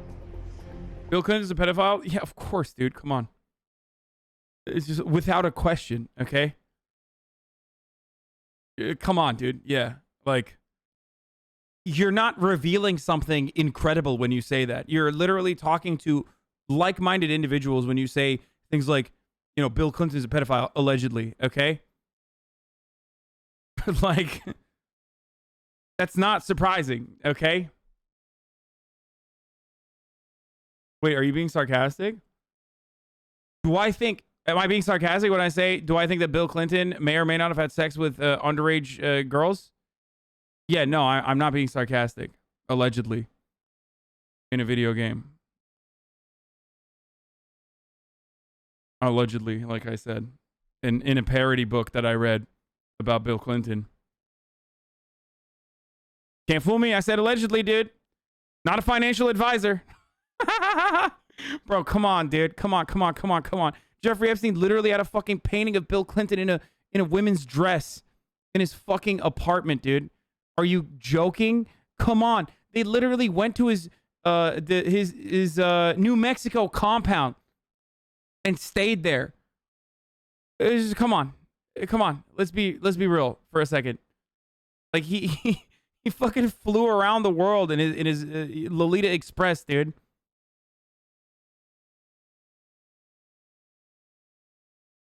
I mean, that's like they were homies. They were fucking tight. Guys, Ghislaine Maxwell had a front row seat at the fucking Chelsea Clinton wedding. Like, what are we talking about right now? Ghislaine Maxwell, who is Jeffrey Epstein's like second in command, was literally at the fucking Chelsea Clinton wedding ceremony. Those seats are not random assignment, okay? That's how close she was to the Clintons. That she was literally, she had like the actual fucking courtside seats, dude. Oh, this is it. There it is. That's the painting that they had in Jeffrey Epstein's house. They found in. Don't get me started on this, dude. Yeah, it's Ghislaine. I know. I fucking started saying it correctly. Yup. Oh, look at that. Who is that? Oh my God. That's crazy. What? What is she doing there? That's wild. What? That's so strange, dude. That's crazy. That's international sex trafficker second in command. Allegedly, Ghislaine Maxwell. That's weird, dude. What? That's crazy. Oh my God. I mean, it doesn't stop there. It's like you got Prince Andrew and the royal family. You have fucking Ehud Barak sneaking into Jeffrey Epstein's New York mansion. And not like in 2000s, okay?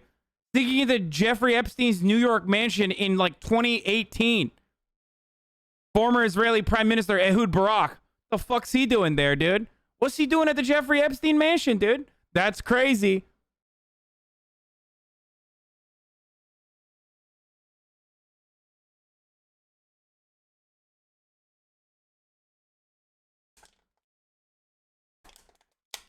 Dude, of course it's a coincidence. Stop making assumptions. Yeah, it's all, dude. It's all such a coincidence, dude.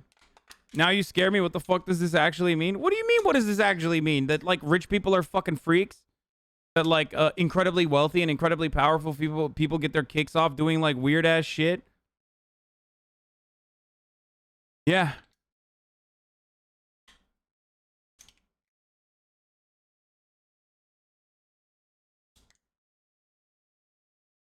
And then you hyper focus on dumbass bullshit like, what is it? The Grove or whatever in California, where like politicians in the 60s could go and be gay together in the fucking woods and do shrooms. It's like literally, that's not where the conspiracy is, okay? The Bohemian Grove. Oh, they got crazy Bohemian Grove, brother. They're doing crazy fucking ritualistic, satanistic activities. Like, no, they're just doing gay theater kid shit, okay? And they can't do it with their fucking wives. And they can't do it in an area where there's like cameras. So they're doing the gay theater shit all up in the fucking woods of California. Okay. But you're like, oh, dude, Moloch, he's out there, brother. They're at the Bohemian Grove. They're worshiping Satan. It's like, no, they're butt fucking. Okay. That's what they're doing. They're sucking each other off. Just, you know. Motherfuckers are so dumb. They think like rich people are, you know, plotting the fucking end of times behind like closed doors when they literally do it in Idaho, okay? They go to a fucking summer camp in Idaho and they do it right in front of your fucking eyes. They do it at summits, okay? They go to Davos in their private jets and do it in front of everyone where they're like, what are we going to do about wealth inequality? I don't know. Man, this climate change thing is sure getting out of hand, isn't it? Yeah, it totally is. What should we do? That's what they do it at. They do it at fucking different summits, okay? Not Summit 1G. And they aren't doing the gay shit for blackmail. They're just gay. Alex Jones always claims it's for blackmail. Yeah, like that's the other thing. Like, yeah, no, they're just fucking they're bi-curious, dude. Okay? They're just, you know, they want to fuck butts. Who cares?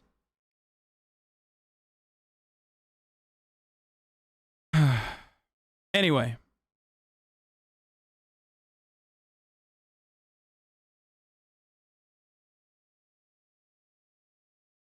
That's what the baby was talking about. You have to get a private jet. Yeah.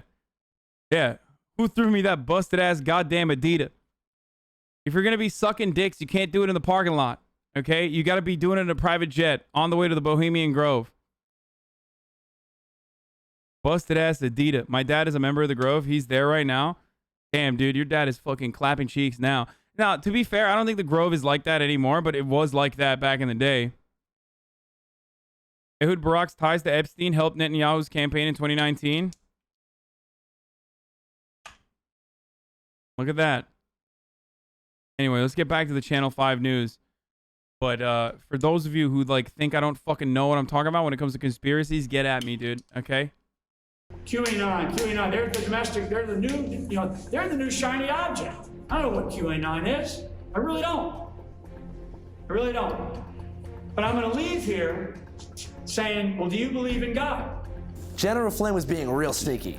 As he delivered his speech, vendors in the back sold QAnon hats and t-shirts, and his colleague Sidney Powell was even wearing a big fat Q on the back of her motorbike jacket. He claimed to not know what QAnon was, but months before, he took the oath with his entire extended family. Where we go one, we go all. Where we go one, we go all. God bless America. God bless America.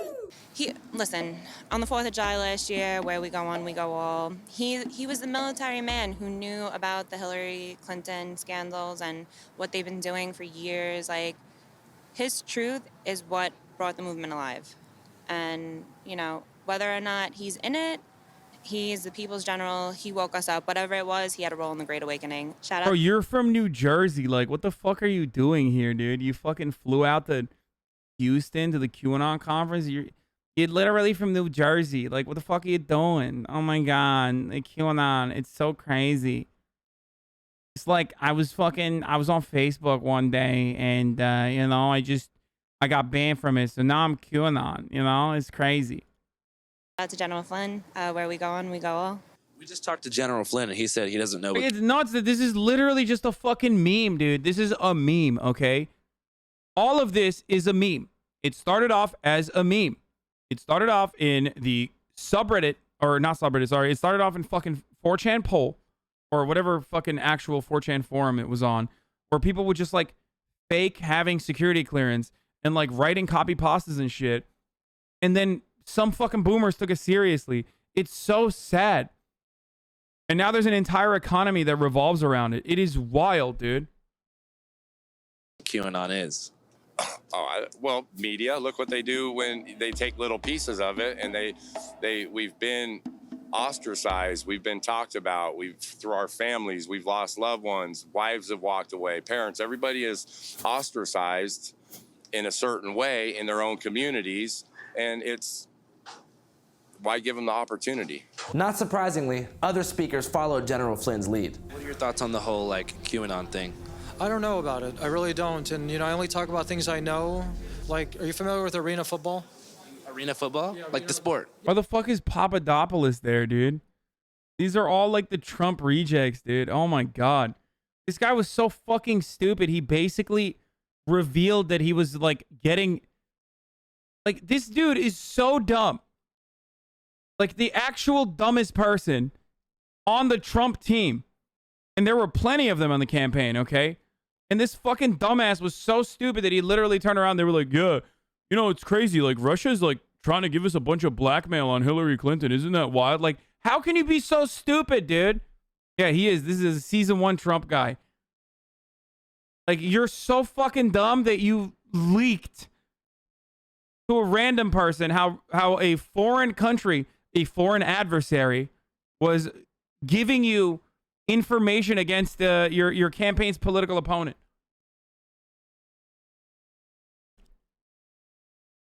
TikTok AOC slid into your DMs? TikTok will not let me. Okay, we'll look at that in a second. That's wonderful. Yeah, the sport. So, like, my roommate was one of the old owners of one of the teams. So this event in general has been called a QAnon conspiracy theory rally. Even says, where we go one, we go all on the lanyard. What are your thoughts on that whole thing? I don't know. I'm just here to talk. Booker T. Washington is the father of black conservatism. His 3-point plan of education, entrepreneurship, and self-reliance, we need to bring that back. I see the crystal raindrops fall and the beauty of it all when the sun comes shining through. I think Trump is the best thing that ever happened. This dude has a real Dan Flashes shirt, dude. This shirt would be at least $3,000 to $30,000 at Dan Flashes. Okay, very busy stuff. I can't stop looking at the patterns right now. Those of you who don't get it, I think you should leave reference. That's what I did. Season 2, not as good as season 1, but still pretty funny. Especially the Dan Flashes joke was Exactly my style, dude. Look at all those patterns, dude. So complex, dude. Happen to black people in particular. I represent the hood from St. Louis. We kill each other every day in the black community. When a young girl is sitting up on her bed doing her homework and a bullet comes through the window, there's no Black Lives Matter. But as soon as a white police officer grabs a black person. St. Louis police force is one of the worst, dude. They literally march down the streets. I remember, not this round of Black Lives Matter protests, but like in the past. Well, first of all, they're incredibly corrupt, as evidenced by the Department of Justice investigation that was conducted into Baltimore and St. Louis and numerous other Ferguson police departments. But they are famous for literally marching through the streets with their fucking Gestapo uniforms, screaming, "Whose streets? Our streets." You know, as a counter protest to the Black Lives Matter protests that were happening. So it's kind of wild for this dude to be like, "I'm from the hood of St. Louis, and also the cops are good, and we don't really fucking, you know, we never do Black Lives Matter for when a young black girl gets shot in the hood." It's like, motherfucker, maybe you don't do that. Like, I don't understand. How are you gonna actually be from St. Louis, be a black dude from St. Louis, and be like, black people don't care when black people kill other black people? Like, that's such a dumb take, dude. I understand what white people say because they're fucking racist and out of touch, and they unironically infantilize and make it seem like black people don't have any concern when black people are dying as a consequence of poverty and violence. But like, why are you doing that? Like, it's not even true. The only hood this guy's representing is the fucking Klansman hood, okay? That's what he's representing. The wrong way. Put the finger in the face the wrong way. Black Lives Matter. It has nothing to do with the matters of black lives. What are the undercurrents that are hiding behind the Black Lives Matter movement? First of all, it was started by two black lesbians who hate the black family. The war against BLM and Antifa rages on. Okay, Antifa, I'm speaking to you. So what I saw yesterday is uncalled for. When you're sitting there making up lies about speakers that are involved with QAnon, when you're sitting there spewing ugliness, make sure you know and educate yourself. And don't be spewing out venom. Midway through our interview, fake news arrived. What's going on? Let's go find out. Yeah, let's go find out. You're hosting. What? What am I doing? What's happening? Look how excited they got. Look how excited they got that fucking fake news is there, dude. He got kicked out. Who? He's a reporter. I don't even know what I'm doing. Oh, is that fake news? Fake news. Wait, Will, is it Donnie? how you doing, brother? You trying to get in, huh? Oh, it's Will. It's Will Sommer, dude. Yeah. Yeah, they fucking banned him, dude. He bought a ticket and everything, and they fucking banned him from the event, even after he bought a fucking ticket. Yeah, it's Will Sommers, now of the Daily Beast. Previously, I think he was at Right Wing Watch, maybe? Damn, dude, they fucking hate him, dude. Holy shit. Good. Try to get in, huh? Not good, Will.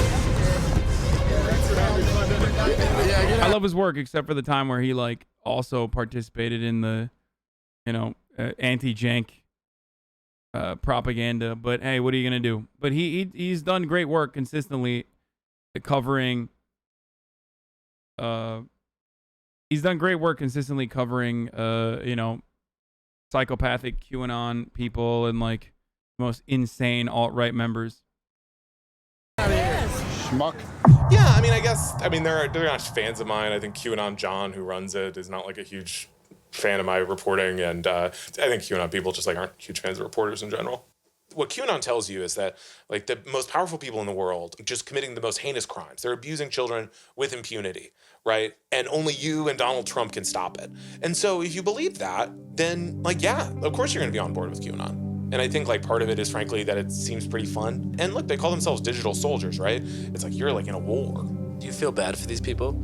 Yeah, for the most part. I mean, I don't feel super bad for like the people who are promoting it and like who I think are often cynically making money and ruining people. But yeah, I typically feel very bad for the average QAnon believer because, you know, it's something that it preys on your emotions, right? It's like almost everyone I know, they have a story about someone they know who has like lost their mind to QAnon.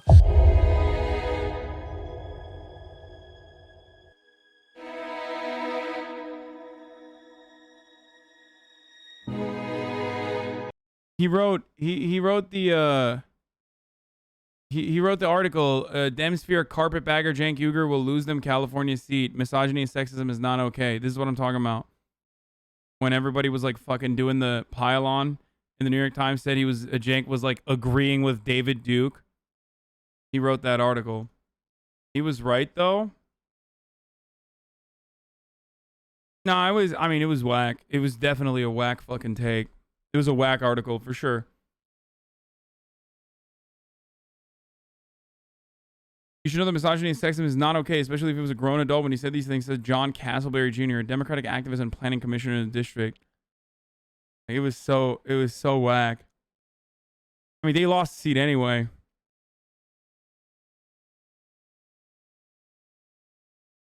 Cenk did say misogynistic shit about Britney. Oh, brother, that was not the only misogynistic shit that Cenk said, okay?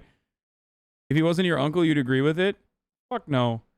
If Cenk wasn't my uncle, I would still respect him as someone who is, as someone who's done a fuckload, like absolutely a boatload of work for, like, becoming a gateway to independent media and leftist media in general.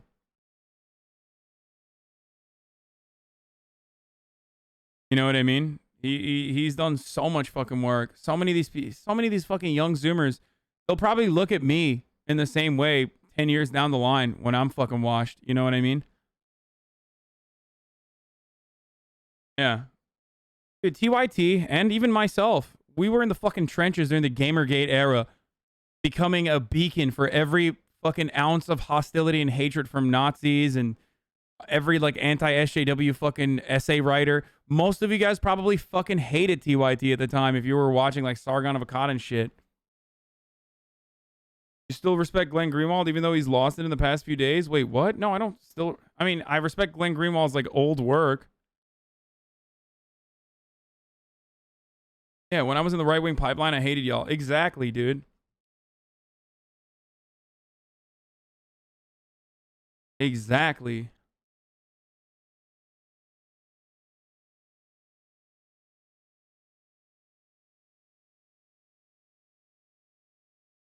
Anyway. Your work when you first started, TYT helped pull me out of the alt-right shit when GG popped off, when Gamergate popped off. Yeah. There was a point in time when on the internet, all you guys had for leftist, like left-leaning content was Sam Cedar, Kyle Kalinske, of course, also like not as big back then, the Young Turks, and I remember how hyper obsessed AIU was with TYT. Atheism is unstoppable or whatever. I don't know what the fuck happened to that guy.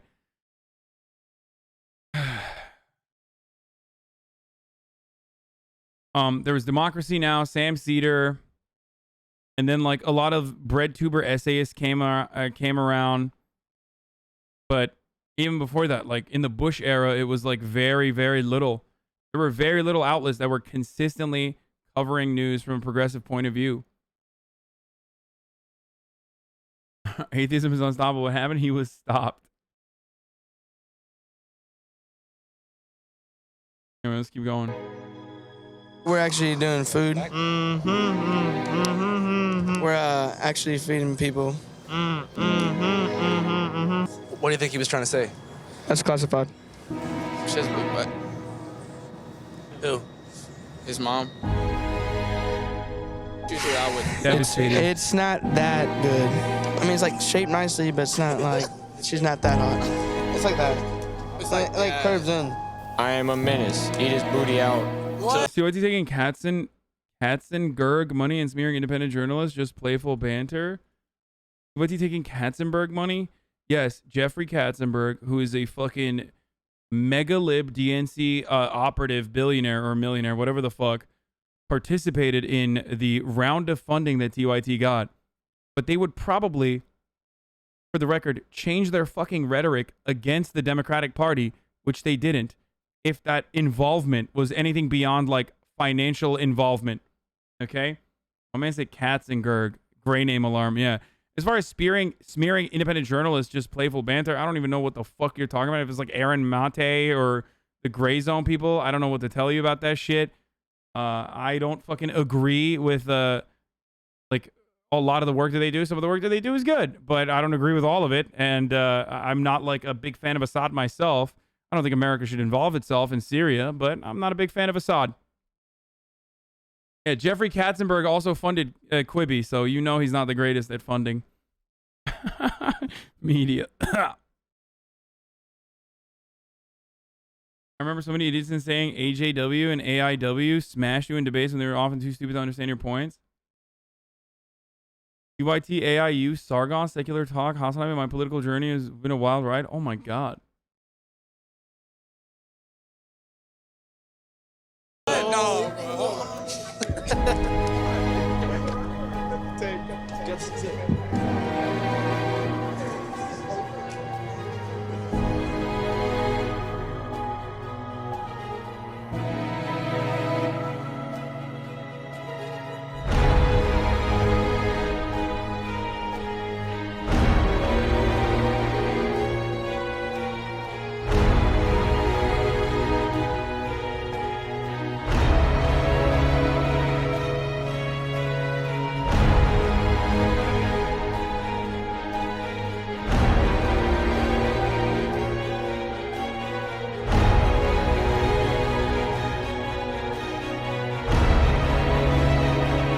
Got the Oakleys, dude. I love Trump, but I hated when he banned flavored vape juice.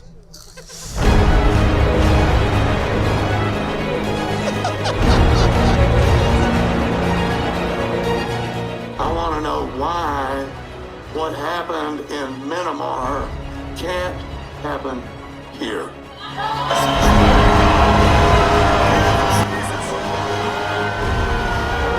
No reason. I mean, it should happen here. No reason. Why? What the fuck? That's like... Chat, I don't think he meant Myanmar, which is a made-up country. I think he meant Myanmar, okay, which is a real country. We should 100% hold these people spreading QAnon misinformation criminally accountable. They've brain rot so many otherwise good-natured folk. Yeah. My man said Myanmar, dude. That was insane. What a fucking wild journey. What a wild journey we went on. And hey, we kept it under an hour, so...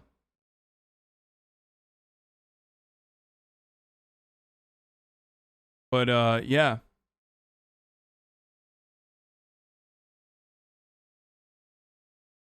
Myanmar. Why can't we do a military coup d'etat?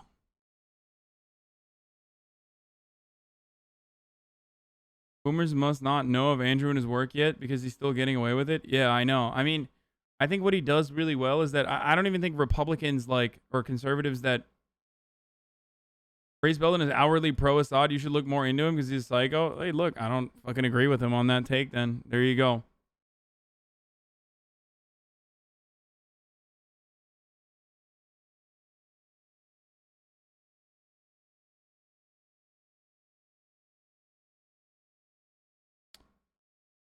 Alex Jones Bohemian Grove video? No. What I'm gonna do now is hit that fucking last 3-minute ad break and go work out with my friend, okay? I gotta pee again. We'll get to okay, buddy. That is definitely not true about Brace. Yeah, I don't think so, but who knows? Oh, TikTok AOC. Let me put a cool sound over this. So this is me DMing Hasan. Okay. As you can see, I am taking you through my thought process here by screen recording, typing. I actually had to screen record this 5 different times because I kept coming up with something worse and worse each time before I settled on I'm the AOC lookalike, and I say you can keep getting away with this. But then I decided that might be the worst fucking DM that I would ever send in my entire life, and it was not, you know, I might get like a chuckle, but he'd also think that I'm like oh shit, was that actually the fucking donation from earlier?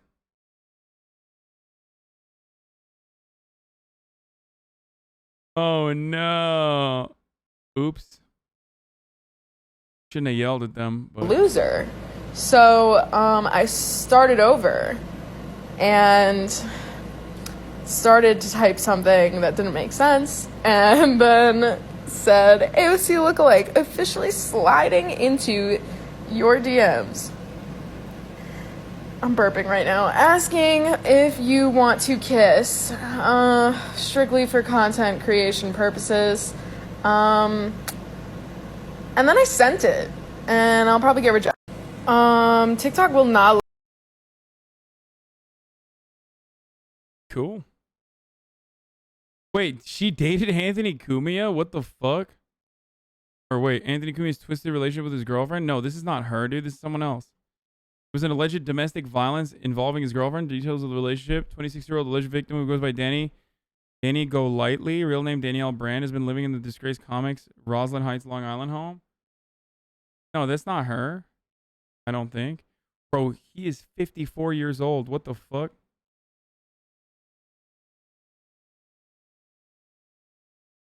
Yeah, that's just like a different white person.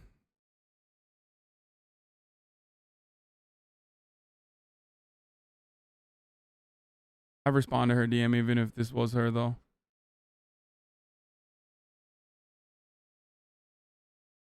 Would you recommend the book The Conquest of Bread for someone who is not that much into politics? Yes. Watch this. Okay, I'm not. Delusional girl, not aware you're actually striving for the born again virginity. True, dude. Okay. Hannah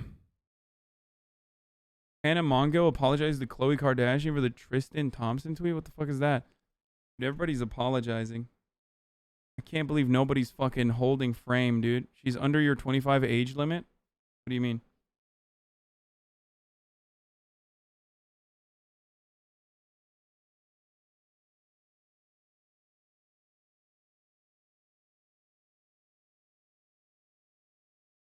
Okay.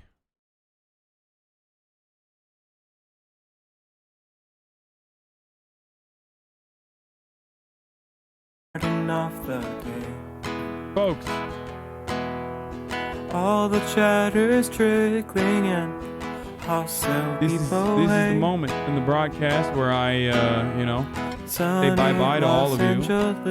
California, and I go and I hold frame. I hold frame all over the place. To the Stunlock, my Sigma to frame. The topic just begun. There he is Chris fell asleep. again. The sun is streaming. Taking a nap. That's what happened when he was waiting for me to go to the gym. There he is again. Anyway. The sun is streaming. Love you all. The sun is streaming.